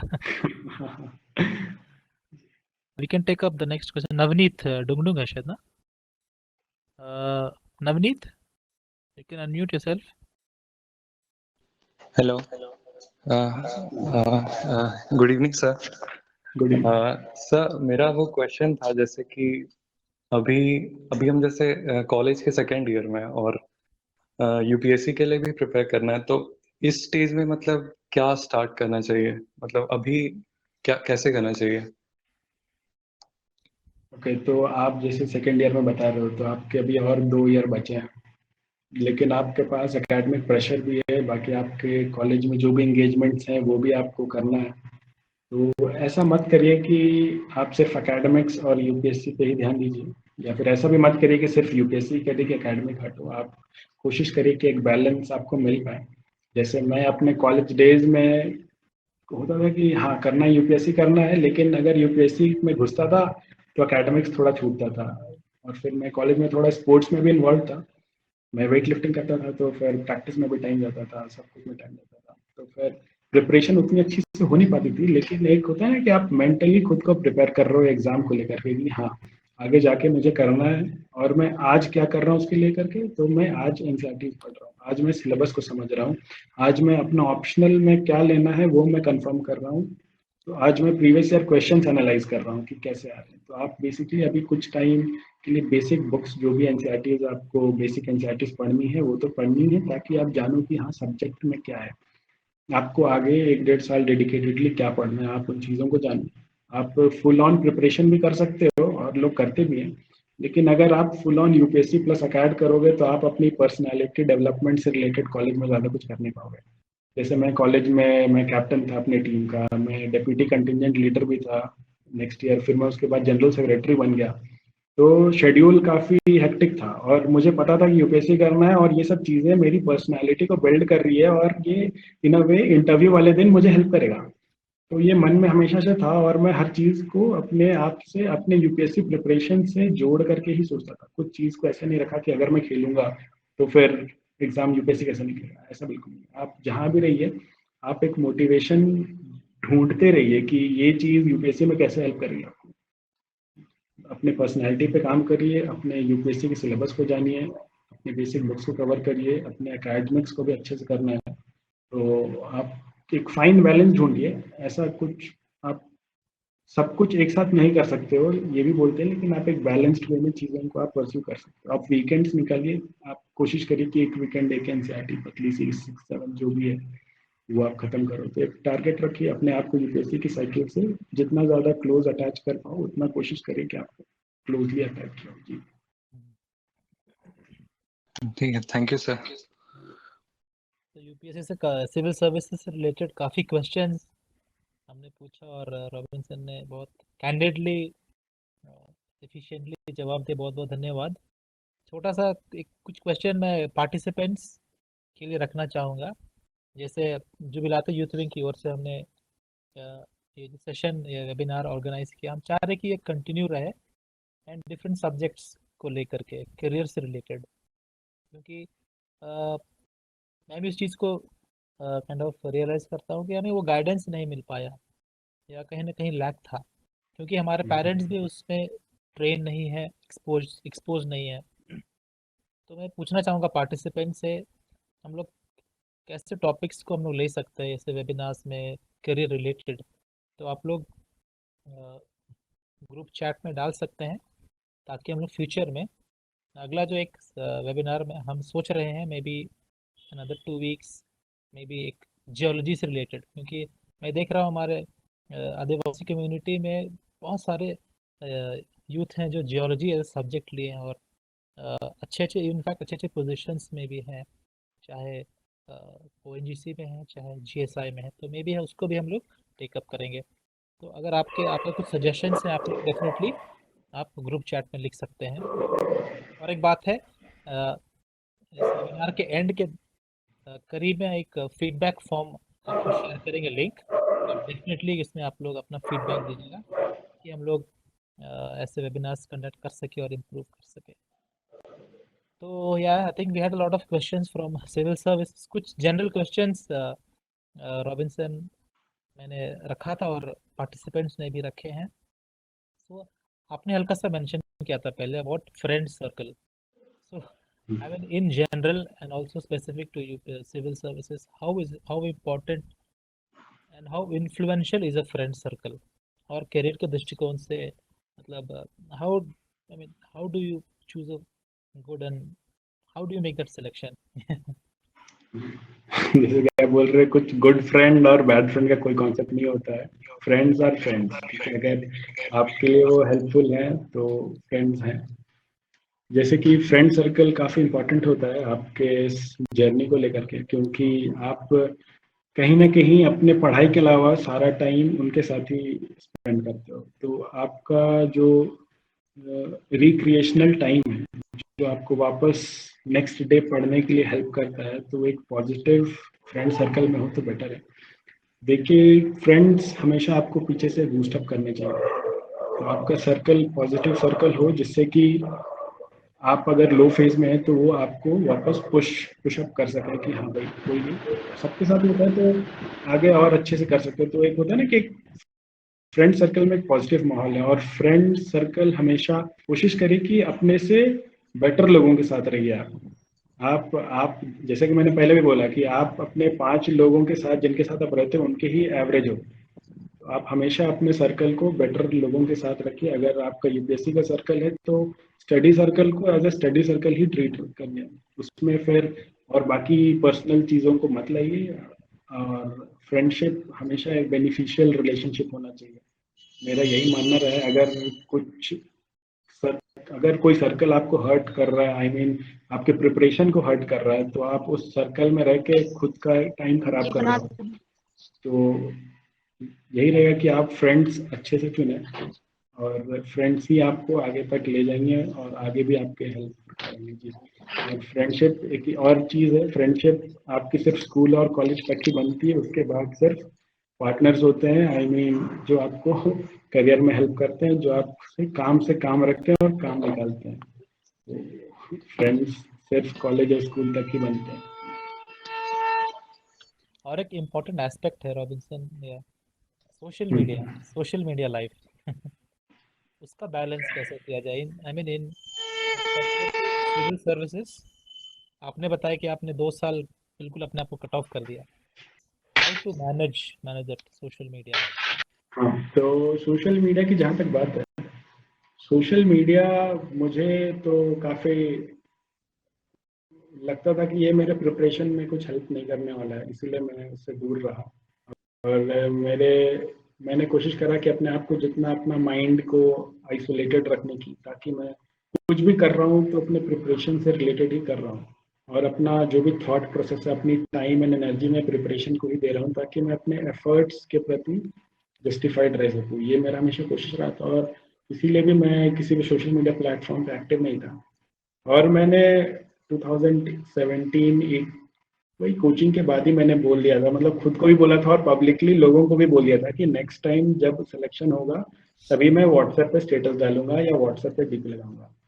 ये मैं पब्लिकली डिक्लेयर कर दिया था, जिससे कि लोग भी मुझे कल को टोक सके कि भाई तू तो ऐसे ऐसे बोलता था। तो एक अकाउंटेबिलिटी आती थी कि अंदर से भी कि हाँ नहीं लगाना है, जब होगा तभी करेंगे, एक्टिव होंगे। तो अभी जब काफ़ी टाइम है आफ्टर सिलेक्शन, तो मैं थोड़ा सा एक्टिव अपने जो भी 2 साल का गैप था उसको फिल करने की कोशिश कर रहा हूँ। कोशिश करिए सोशल मीडिया से दूर रहिए। आप जैसे वर्ल्ड हिस्ट्री में देखोगे, यूएस अमेरिका के अगर बात करें तो पूरा देश वर्ल्ड वॉर सब में बिजी था, लेकिन अमेरिका अपने चुपचाप इंडिपेंडेंस के बाद 200 साल अच्छे से अपने इंटरनल डेवलपमेंट पे काम कर रहा था, और आज फिर वो सुपर पावर बन जाता है। तो ये प्रैक्टिकली भी ऐसा ही है कि आप अपने आप को जितना ज़्यादा टाइम दोगे उतना आप अपने पे मेहनत कर पाओगे, उतना आप अपने आप को आगे बढ़ने के लिए पुशअप कर पाओगे। तो कोशिश करिए कि सोशल मीडिया जैसी चीज़ों को अपने लाइफ से दूरी रखें। अभी जब तक आप प्रिपरेशन फेज में हो, आप पढ़ रहे हो, 2 घंटे पढ़े और फिर अचानक से कुछ नोटिफिकेशन आ गया कि ये लाइक कर दिया, तो फिर दिमाग सारा जो स्टडीज में था वो अचानक से उधर शिफ्ट हो जाता है। तो आप इन सब डिस्ट्रैक्शन, डेविएशन सबसे ज़रूर बचें। अगर आपसे हो पाता है तो आप वीकेंड्स में यूज़ करिए, 1-2 घंटे के यूज़ करें just to keep yourself updated कि लोगों के जीवन में क्या हो रहा है। लेकिन कोशिश करिए ये सब दूसरों के जीवन में कुछ भी हो, आपको फ़र्क नहीं पड़ना चाहिए। आज अगर मेरा सिलेक्शन हो गया तो लोग जानना चाह रहे हैं कि मैं क्या क्या किया, कैसे कैसे किया, लेकिन कल को मुझे पता भी नहीं था कि वो मेरे लाइफ में है कि नहीं है। तो आज मैं किसी का बेटा हूँ, किसी का भाई हूँ, किसी का दोस्त हूँ। तो जब आपका सिलेक्शन होगा तो ऑटोमेटिकली सोशल मीडिया आपके इर्द गिर्द आती रहेगी। आप अभी थोड़ा सा अपने आप को सेपरेट रखिए, कल को सब लोग वापस आपके साथ ही आने वाले हैं। Nicely put. रॉबिन्सन, और एक चीज, ये तो हो गया social media, but actual social life interactions, हम लोग का आदिवासी कम्युनिटी में, क्रिश्चियन कम्युनिटी में सोशल इंटरेक्शंस बहुत होते हैं, सोशल फंक्शन बहुत होते हैं। तो आई मीन आपने कैसे बैलेंस किया, है ना? आपके पेरेंट्स ने आपको कैसे काइंड ऑफ सपोर्ट किया, बैलेंस किया इसमें? तो जैसे कि मैं मोस्टली दिल्ली में ही था प्रिपरेशन को लेकर के, तो ऐसा कोई मैंडेटरी अटेंडेंस कहीं पे कुछ होता नहीं था कि शादी है भाई की तो जाना ही है। अब मेरे अपने घर में मेरे अपने कज़न भैया की शादी हो गई, तो मैं नहीं आ पाया क्योंकि मेरा अभी एग्ज़ाम था। अब फिर वो भी समझ रहे थे कि मेरे एग्ज़ाम में मैं नहीं जा पाया, और फिर ड्यूरिंग द मेंस एग्ज़ाम, मैं रांची में था, मैं एग्ज़ाम लिख रहा था, मेंस लिख रहा हूँ, और उसी बीच मेरे बड़े पापा नहीं रहे। तो फिर उस सिचुएशन में मैं खुद को, क्योंकि मैं बड़े पापा से क्लोज भी था, मैं नहीं जा पाया। और फिर लोगों ने भी मुझे फिर बोला कि तुम मत आओ, तुम पढ़ाई पर ध्यान दो, it is a golden opportunity. और बड़े पापा भी हमेशा से चाहते थे कि आगे बढ़वा दो, तो उनकी ख्वाहिश और फिर अपनी ख्वाहिश को एक बैलेंस नहीं था। तो ऐसे सोशल ऑब्लिगेशंस आपके लाइफ में आते रहेंगे, लेकिन चूज आपको करना है कि आपकी प्रायोरिटी क्या है। आपकी प्रायोरिटी हमेशा आपके प्रिपरेशन, आपका जो टारगेट है वहाँ होना चाहिए, बाकी सब कुछ सेकेंडरी है, सब कुछ। वही फिर आपको जैसे पेरेंट्स की बात आती है, तो आप जैसे मेरे पेरेंट्स मुझे कभी अपने पर्सनल जो भी प्रॉब्लम्स थे वो ओवर द फोन भी नहीं बताते थे। तो फिर मुझे कभी वो चाहते थे कि मुझे कुछ ज़्यादा टेंशन ना हो ताकि मैं अच्छे से पढ़ाई कर सकूँ। तो यही सब कुछ बातें थी सोशल रिलेशंस को लेकर के। बाकी मैं भी अपनी चीज़ें घर पे ज़्यादा बताता नहीं था कि हाँ आज तबीयत खराब हो गया, हाँ आज ठीक नहीं लग रहा है, ताकि वो भी परेशान ना हो, क्योंकि घर से दूर था मैं। तो हम लोग दोनों एक दूसरे के लिए सोचते थे, हम लोग परिवार वाले भी, इसीलिए भी। लेकिन अगर कुछ मेजर कुछ इशू हुआ तो ज़रूर बताता था, और वो भी मुझे बताता था। नॉर्मल डे टू डे पढ़ाई कभी इफेक्ट नहीं हुआ है इन सब चीज़ों को लेकर के। जी। लाइक आपने अभी एक सिविल सर्विसेज एग्जाम अपने क्लियर कर लिया, 1-2 साल में आप, I mean, you will be N IAS और एन आईपीएस।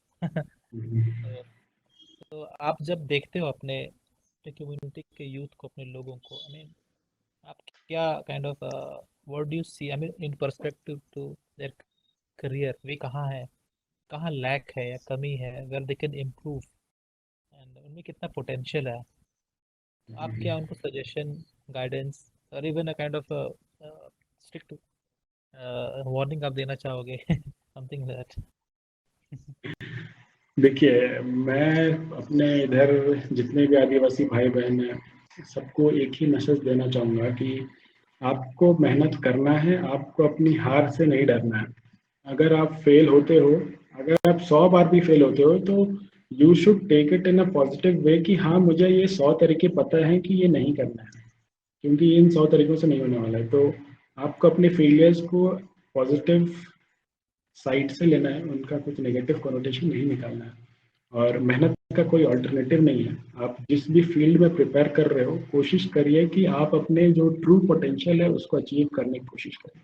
जैसे कि मैं सिविल इंजीनियरिंग मैंने पढ़ा, लेकिन मैं यूपीएससी ज्योग्राफी ऑप्शनल से लिया। तो मुझे कहीं ना कहीं ये प्रिपरेशन के टाइम लगने लगा कि मैं ज्योग्राफी ऑप्शनल से प्रिपेयर कर रहा हूँ, और जो ऑलरेडी भी आई मीन अपना बैचलर्स अपना मास्टर्स जो लोग ज्योग्राफी से पढ़ के आ रहे हैं, तो वो लोग तो एनी डे मुझसे बेटर ही होंगे ज्योग्राफी में, तो मुझे उनसे कम्पीट करना था। तो अगर आप भी जैसे मान लीजिए आप बीए सोशियोलॉजी हो, एमए सोशियोलॉजी हो, तो you are in a better position to compete with any other UPSC aspirant जो कि नया सोशियोलॉजी पढ़ रहा है। तो अपने आप में वो कॉन्फिडेंस भी रखिए कि अगर आप किसी एग्जाम को लेकर के सोचते हो तो अपने अंदर कॉन्फिडेंस भी होना बहुत जरूरी है जी।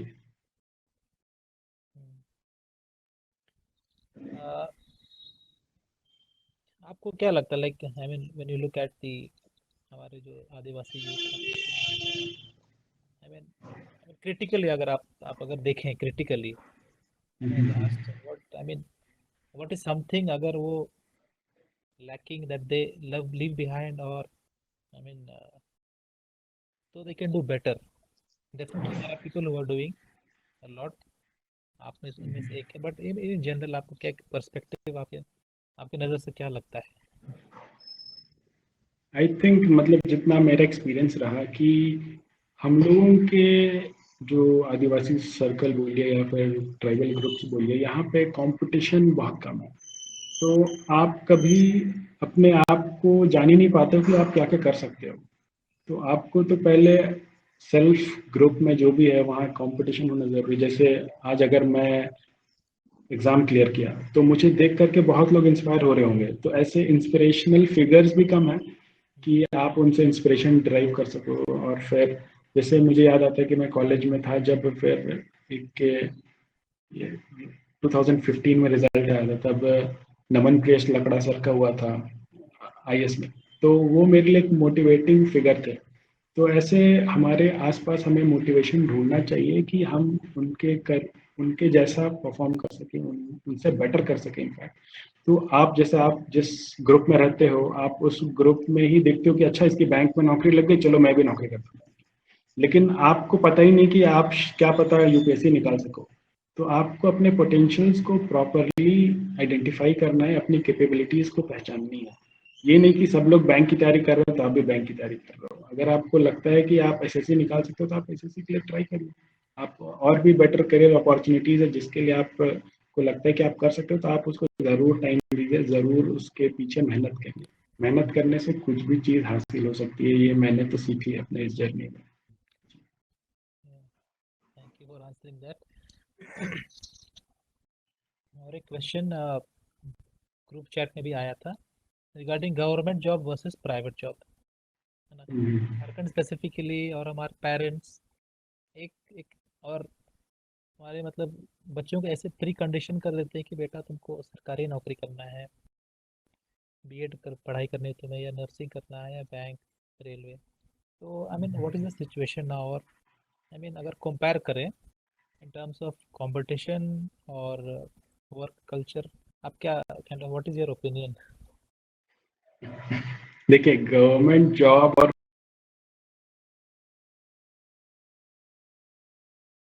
बेटर सोसाइटी भी आपको बेटर ट्रीट करती है कि हाँ भाई गवर्नमेंट जॉब है इसमें। तो कहीं ना कहीं ये थोड़ा सा कल्चरल इशू भी है। अपने झारखंड साइड में लोग बहुत ज़्यादा बोलते हैं कि सरकारी नौकरी है तो बेटर है, प्राइवेट में क्या पता करके क्या है। लेकिन प्राइवेट में आप देखो तो पैसा बहुत है, आप इतना पैसा कमा ले कि आप कभी सरकारी में रह करके भी नहीं कर पाते, वो सरकारी नौकरी में रह के भी नहीं कर पाते। तो हर चीज़ के प्रोज एंड कॉन्स हैं, लेकिन डिसाइड आपको ही करना है कि आप गवर्नमेंट जॉब के लिए जाना चाहोगे या प्राइवेट जॉब के लिए। दोनों ही अपनी जगह अच्छे ही हैं, कोई बुरा नहीं है।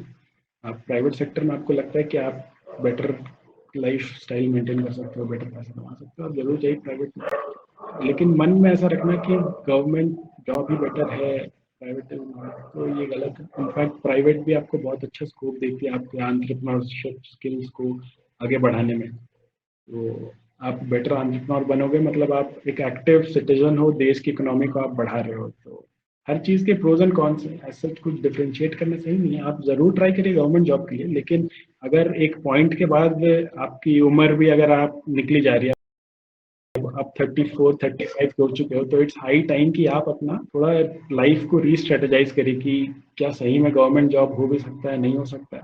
तो वहाँ पे भी आप अपने प्राइवेट कहीं पे आप सेक्टर पे काम कर सकते हो। ऐसा कुछ कंपलसरी नहीं है कि आपको आप 10 अटेम्प्ट दिए जा रहे हैं। कुछ लोग होते हैं जो 10 अटेम्प्ट दे रहे हैं। तो अगर आपको लग रहा है कि नहीं हो पा रहा है, तो आप सही टाइम पे आपको गिव अप करना भी सीखना पड़ेगा, क्योंकि जब तक आप एक स्टेप पीछे नहीं लेोगे तब तक आप 2 स्टेप आगे भी नहीं ले पाओगे। तो आपको इन चीज़ों का भी ध्यान देना है। मिस्टर हेदे, आप कुछ पूछना चाह रहे हैं? Hello Robinson sir. हाँ हाँ, जैसे जेपीएससी के लिए यदि अगर देखा जाए तो उसमें एक जो रहता है इकोनॉमिक सर्वे में कौन सा जो मटेरियल मेरे को ज़्यादा मतलब सूटेबल रहेगा। और दूसरा क्वेश्चन है सर कि राजस्थान का जो मीना है और हमारे जो छोटा नागपुर रीजन के आदिवासी है, दोनों तो आदिवासी है, लेकिन आज के दौर में अगर देखा जाए तो वो हमसे बहुत ज़्यादा ही आगे है। आखिर क्यों, कैसे, क्या इसमें अपना जो लूप होल क्या है इसमें? हाँ, तो जैसे आप इकोनॉमिक सर्वे की बात करते हो, तो इकोनॉमिक सर्वे में आपको डिसाइड करना पड़ेगा कि थीम्स इस साल की क्या क्या हैं। तो इम्पोर्टेंट थीम्स की आप समरी प्रिपेयर कर लो, क्योंकि आई गेस मेंस में काफ़ी हेल्प होगा। और शायद आपको इकोनॉमिक सर्वे से डेटा फैक्ट्स निकालने बहुत ज़रूरी है, जो कि आपके आंसर राइटिंग को इम्प्रूव करती है। अगर आप इकोनॉमिक्स का पेपर लिख रहे हो जेपीएससी में, तो अगर आप बोल रहे हो कि हाँ मैक्रो इकोनॉमिक स्टेबिलिटी है झारखंड की, और अगर आप डेटा ही नहीं दे रहे हो कि जीडीपी फिगर्स क्या बोलते हैं, तो आप कहीं ना कहीं आंसर्स की क्वालिटी को एनरिच नहीं कर रहे हो। तो data facts figure economic survey से जो लेटेस्ट डेटा है उनको आपको रखना है अपने मन में, अपने दिमाग में। जीडीपी की साइज क्या है, इकोनॉमिक ग्रोथ क्या है, पोटेंशियल क्या है, कितना हम लोग फिस्कल डेफिसिट में है। तो ये सब जो लेटेस्ट डेटा है वो आप जरूर निकालिए इकोनॉमिक सर्वे से। और जो भी थीम्स जिस पे डिस्कशंस होता है इकोनॉमिक सर्वे को, उसकी समरी जरूर बनाइए। दूसरा सवाल जो आपका था कि मीनाज फ्रॉम राजस्थान और झारखंड या छोटा नागपुर रीजन के जो आदिवासी भाई बहन है, ये इतना डिफरेंस क्यों है, वो इतना अच्छा परफॉर्म क्यों करते हैं, हम लोग इतना पीछे क्यों। तो इसका सीधा सीधा लिंक मुझे जो दिखता है वो एक culture of education, culture of competition, culture of inspiration में मुझे डिफरेंस दिखता है। जैसे आप राजस्थान में अगर देखोगे तो मीणा मीणा मीणा इतने अफसर लोग मिलेंगे कि उनके बेटे भी अब उसी की तैयारी कर रहे हैं। तो वो इंस्पिरेशन उनको अपने घर पे ही मिल रहा है। लेकिन हम लोगों की जैसे अगर बात करें, तभी हम लोग का लेवल ऑफ डेवलपमेंट बहुत नीचे है। हम लोग को भी उन तक आने में थोड़ा टाइम लगेगा, लेकिन हम लोग भी पहुंच जाएंगे। तो एक होता है ना, स्टेजेस ऑफ डेवलपमेंट बहुत डिफरेंट है। छोटा नागपुर रीजन आप देखोगे तो 40 to 50 ईयर्स अपने बस आइडेंटिटी के लिए ही लड़ता रहा कि हाँ भाई झारखंड बनेगा, झारखंड बनेगा। वो ऑलरेडी वहाँ पे स्टैब्लिश थे, अब लैंडेड क्लास थे, तो उनके पास रिसोर्सेस थे पढ़ने लिखने को, उन्होंने पढ़ाई करी। हमारे पास भी अब हो रहे, धीरे धीरे हम भी अब कर रहे हैं। तो धीरे धीरे ये कल्चर बनना इधर भी शुरू हुआ है। ऐसा नहीं है कि वो बिल्कुल ही हम लोग नहीं कर पाएंगे, हम लोग भी कर पाएंगे। और मीनाज को अगर ऐसा नहीं देखना चाहिए कि वो वो बेटर कर रहे हैं या हम पीछे कर रहे हैं। ऐसा देखिए कि हम कितना बेटर कर सकते हैं। अपने रीजन पे फोकस करना ज़्यादा ज़रूरी है, ना कि दूसरों के अचीवमेंट को एक नेगेटिव सेंस में लेना कि वो हर सीट कैप्चर कर ले रहे हैं। वो हर सीट कैप्चर कर रहे हैं क्योंकि वो बेटर पढ़ रहे हैं, वो बेटर परफॉर्म कर रहे हैं, वो हमें कम्पीट कर रहे हैं, हमें कम्पीट आउट कर दे रहे हैं, हम लोग उनके कॉम्पिटिशन में हैं। तो इसके बेसिक रीजन ही यही है कि हमें अपने कॉम्पिटिशन लेवल को बढ़ाना है, उनसे कम्पीट करना है। जैसे इस बार का यूपीएससी आप रिजल्ट देखोगे और लास्ट बार का कंपेयर करोगे, तो मीनाज की जो नंबर ऑफ मीनाज आपको काफ़ी कम दिखेंगे। लास्ट टाइम 31 थे, इस साल 23 फाइनलिस्ट में। तो ये एक ऑलरेडी एक चेंज मुझे दिख रहा है। जैसे झारखंड से इस साल 4 एसटी निकाले, जो कि चारों ऑल इंडिया सर्विस वाले रैंक में, चारों को आईएएस या फिर आईपीएस मिलने वाला है। तो एक बहुत बड़ा एक इंस्पिरेशन मिला है हमारे इस रीजन को भी कि हम भी किसी से कम नहीं, और आगे हमें भी नीचे, जैसे मैं अभी क्वालिफाई कर गया, तो ये मेरी हमेशा से कोशिश रहेगी कि आगे जो कोई भी तैयारी कर रहे हैं उनको एक सही गाइडेंस मिल सके। और इसके लिए मैंने एक टेलीग्राम ग्रुप भी बनाया है, जहाँ मैं अपने स्ट्रैटेजी, जहाँ मेरे बैचमेट्स कलीग जो कि टॉपर हैं उनकी स्ट्रैटेजी मैं शेयर करता हूँ। तो मैं बोलूँगा ये ऑर्गेनाइजिंग कमेटी जो बुलाते चर्च से कि आप लोगों को भी उस टेलीग्राम का लिंक भेज दें ताकि आप भी उसमें जुड़ सकें। और वो एक वन वे चैनल है जहाँ सिर्फ स्ट्रेटजी बताया जाता है, जहाँ आपके कुछ बेसिक डाउट्स हो वो देते हैं। तो आगे 5-10 साल में होप्स हो कि हम लोग भी मीनास को compete कर सकें, उनके सीट्स को हम ले सकें। तो एक पॉजिटिव माइंडसेट की ज़रूरत है, नेगेटिवली नहीं लेना है कि वो बहुत ज़्यादा सीट ले लेते हैं। हमको अपने रीजंस ढूंढने, अपने रीजंस को एनालाइज करने कि हम क्यों नहीं कर पा रहे और उस हाँ चीज़ पे सर, काम करना है। और एक क्वेश्चन था सर हम्म, कि जैसे मान लीजिए ऑनलाइन तैयारी जो जो those who are not able to prepare मतलब ऑफलाइन, तो उसके लिए अगर वो लोग ऑनलाइन ज्वाइन करते हैं कहीं भी कोई कोचिंग यूपीएससी वगैरह से जेपीएससी, तो कोई भी सिविल सर्विस, तो फिर उसके लिए आपका क्या व्यू है? देखिए ऑनलाइन आपको हेल्प लेना बहुत, अगर आपको लग रहा है कि अकेले मुश्किल पड़ रहा है तो आप ऑनलाइन ज़रूर लें, कोचिंग लें।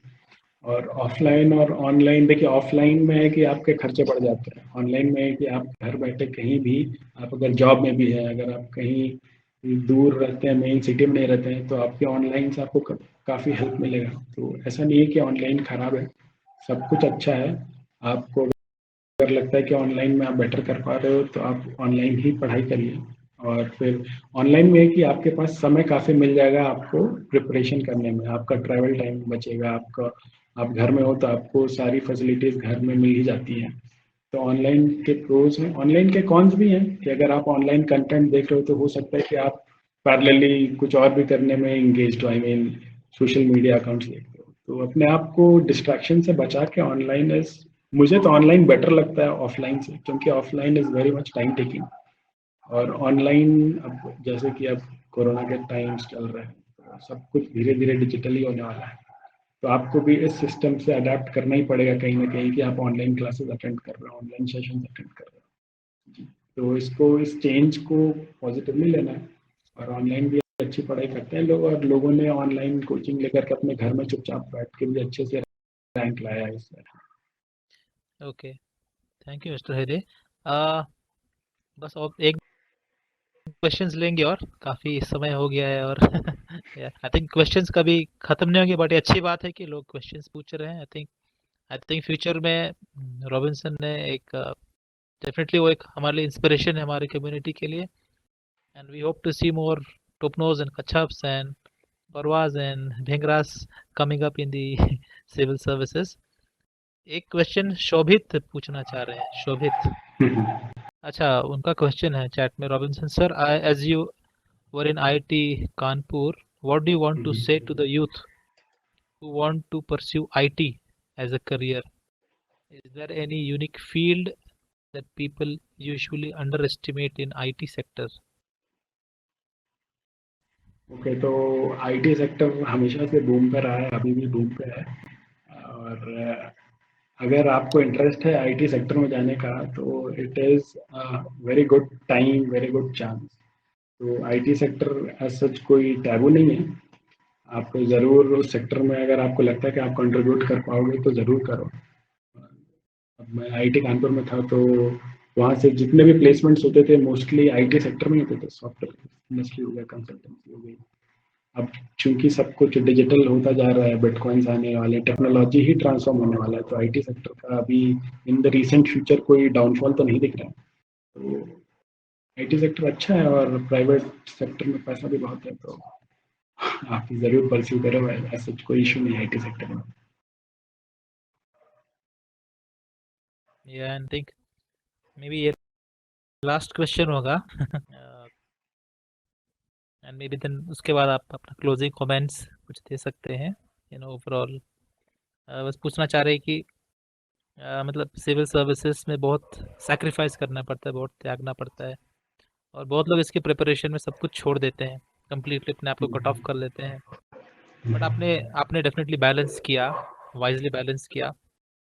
और अगर हम क्रिश्चियन यूथ के पर्सपेक्टिव में देखें तो कई बार एक टेंडेंसी होता है कि हम क्रिश्चियन फेलोशिप से भी हम अपने आप को आइसोलेट कर लें, definitely at to a point, but आपने कैसे अपने विश्वास भरोसे को, क्रिश्चियन लाइफ को कैसे बैलेंस किया, अपना फेथ को। आप वहाँ थे, इंजीनियरिंग किए, और जहाँ जहाँ तक मुझे मालूम है, I mean if I am not wrong, कि बहुत कम कम क्रिश्चियन फ्रेंड्स हुए होंगे या ट्राइबल फ्रेंड्स होंगे।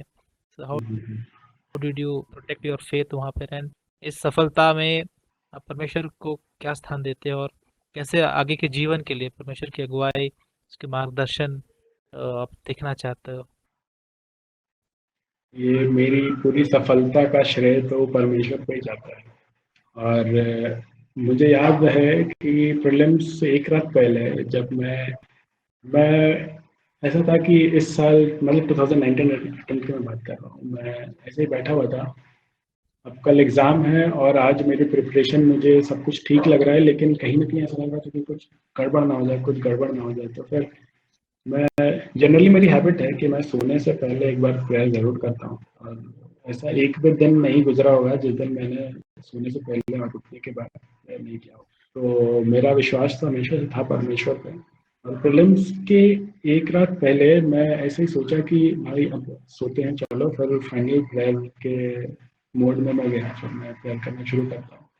तो फिर एक प्रेयर करते करते अंदर से एक होता है ना कि आपकी कल की तैयारी, आपको पता नहीं कल क्या होगा, वो एक डर था। तो फिर प्रेयर करते करते एक फीलिंग आई कि कल सब कुछ अच्छा होगा।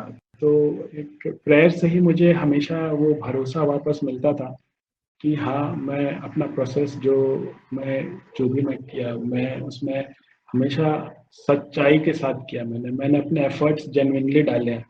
तो एंड लॉर्ड विल रिवॉर्ड मी, ये मेरे मन में हमेशा से था। और मैंने देखा भी है कि मुझे कभी परमेश्वर ने कम नहीं दिया, हमेशा जितना मैंने कोशिश की उससे ज़्यादा ही दिया। तो मैं आप लोगों से भी बोलूँगा कि आप as a Christian fellow, as a Christian believer, आप हमेशा उस परमेश्वर को धन्यवाद दीजिए कि आपको इस काबिल बनाता है कि आप ऐसे एग्ज़ाम्स, ऐसे कॉम्पिटिटिव एग्ज़ाम्स के लिए आप तैयारी करने की सोच रखते हो। बहुत लोग नहीं सोच पाते, लेकिन आप सोच पाते हो, तो इसके लिए भी आप धन्यवाद दीजिए। और फिर जैसे इंटरव्यू के समय भी एक होता है कि जो मेरा आशीष वचन था, मैं उसको हमेशा अपने साथ रखता था। कहीं भी कुछ भी लगता है कि अभी डर लग रहा है या कुछ भी लग रहा है, तो मैं हमेशा अपना आशीष वचन हमेशा बोलता था मन में। और फिर सब कुछ परमेश्वर के हाथ में छोड़ देता था कि भाई जो होगा देख लेंगे, अब सब कुछ उनके हाथों में, मैंने अपना एफर्ट दे दिया। तो फिर एक होता था, एक सेंस ऑफ अश्योरेंस मिलता था कि हाँ भाई, परमेश्वर जब अपने साथ है तो फिर डरना क्या। और फिर आपको जब मैं इंटरव्यू में गया, तो इंटरव्यू के टाइम भी जस्ट पहले थोड़ा सा डरा हुआ था, लेकिन अपना आशीष वचन बोला और फिर घुसा। तो अंदर में जाके देख रहा हूँ कि 5 मेंबर में से 1 मेंबर मेरे कॉलेज के डायरेक्टर ही निकले। तो ये परमेश्वर का भेजा हुआ एक इंसान वहां बैठा हुआ है, जो जिनको देख के मुझे काफी एक कॉन्फिडेंस वापस आया कि हाँ भाई, अब सब कुछ अपने साथ ही है, बस हमें अपनी तरफ से कुछ गलतियां नहीं करनी है। तो आप देखिए कि जैसे मैं 5 साल कॉलेज में था, IIT कानपुर में, मैं 5 साल स्टूडेंट लाइफ बहुत स्पोर्ट्स के थ्रू गुजारा, जलसक था, कैप्टन था। तो हमेशा कभी किसी के साथ कुछ गलत नहीं किया। तो हमेशा से ये मन में रहता था, जब मैंने किसी के साथ कुछ गलत किया नहीं तो मेरे साथ क्यों गलत होगा। और इसका जवाब भी परमेश्वर ने मुझे अपने एक डायरेक्टर सर को इंटरव्यू पैनल में भेज करके इसका जवाब दिया कि हाँ भाई, मैं भी तुम्हारे साथ हूँ। तो काफ़ी अच्छा लगा उस दिन मुझे। और फिर निकलते ही मुझे लग गया था कि भाई इस साल लिस्ट में तो नाम आना चाहिए। और मुझे यकीन नहीं हुआ कि लिस्ट में नाम इतना ऊपर आ गया। तो परमेश्वर को ही मैं धन्यवाद दूंगा, और आपसे भी अनुरोध करूंगा कि आप कभी परमेश्वर को ना छोड़ें। आप अगर आपके इर्द गिर्द कोई भी फेलोशिप होती है, कोई भी सामाजिक कार्यक्रम होता है जहाँ पे गैदरिंग होती है, तो आप ज़रूर अपना समय दें। आपके विश्वास, आपके प्रिपरेशन में भी विश्वास इन्हीं चीज़ों से पैदा होता है कि अगर आप सही है तो परमेश्वर भी आपके लिए सही करेगा सब कुछ। तो अपना विश्वास परमेश्वर को कभी ना हटाएं, और उनको साथ रख के तैयारी करिए वो।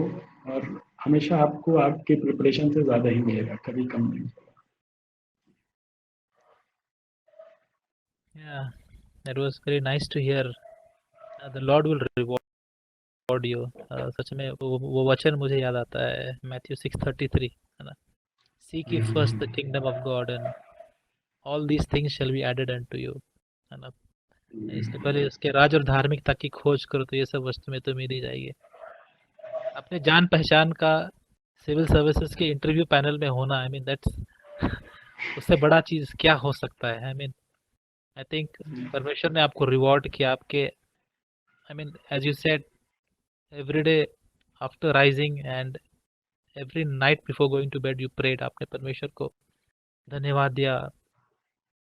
डेफिनेटली आपने सिविल सर्विसेज आपकी प्रायोरिटी थी, लेकिन डेफिनेटली आपने परमेश्वर को सबसे प्रथम स्थान दिया है and Lord is rewarded you. I think that's a huge take away हम सबों के लिए, मसीह के लिए। तो आई थिंक हम लोग almost we are towards the end. हमने बहुत सारे सवाल पूछे रॉबिन्सन से, नॉन स्टॉप मैराथन आपने क्वेश्चंस को जवाब दिया, आपने बहुत कैंडिडली, ऑनेस्टली, जेन्युइनली, और I mean really impressing and we are really fortunate कि आप हमारे बीच आए, अपने एक्सपीरियंस को शेयर किए। और जैसे मैंने बोला, डेफिनेटली ग्रेट इंस्पिरेशन। आपने महज 25 साल में ही सिविल सर्विसेज को क्रैक किया। आई मीन आपके करने के बाद डेफिनेटली बहुतों को लगता है कि मैं भी कर सकता हूँ, मैं भी कर सकती हूँ।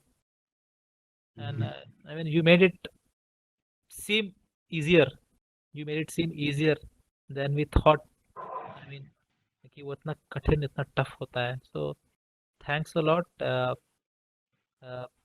मे फ्यूचर में भी we'll need your guidance, हम आपको कभी बुलाएंगे and we wish you all the best आपके ट्रेनिंग के लिए। एंड डेफिनेटली अब तक परमेश्वर ने आपको संभाला और बेस्ट दिया है, सो जो फ्यूचर में आपके साथ होने वाला है डेफिनेटली वो भी बेस्ट होगा and we believe God will help you in that. तो आपको फिर से बहुत बहुत धन्यवाद।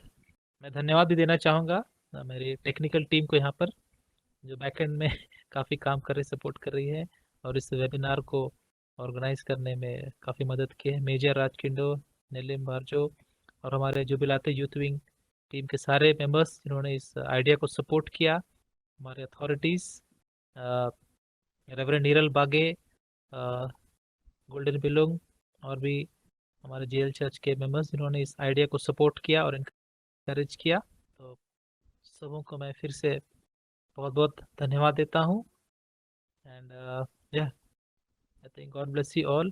Think will wind up now. ठीक है, फिर सबों को बहुत बहुत धन्यवाद। जोहार यीशु सहाय। Thank you Robinson once again. Yeah bye.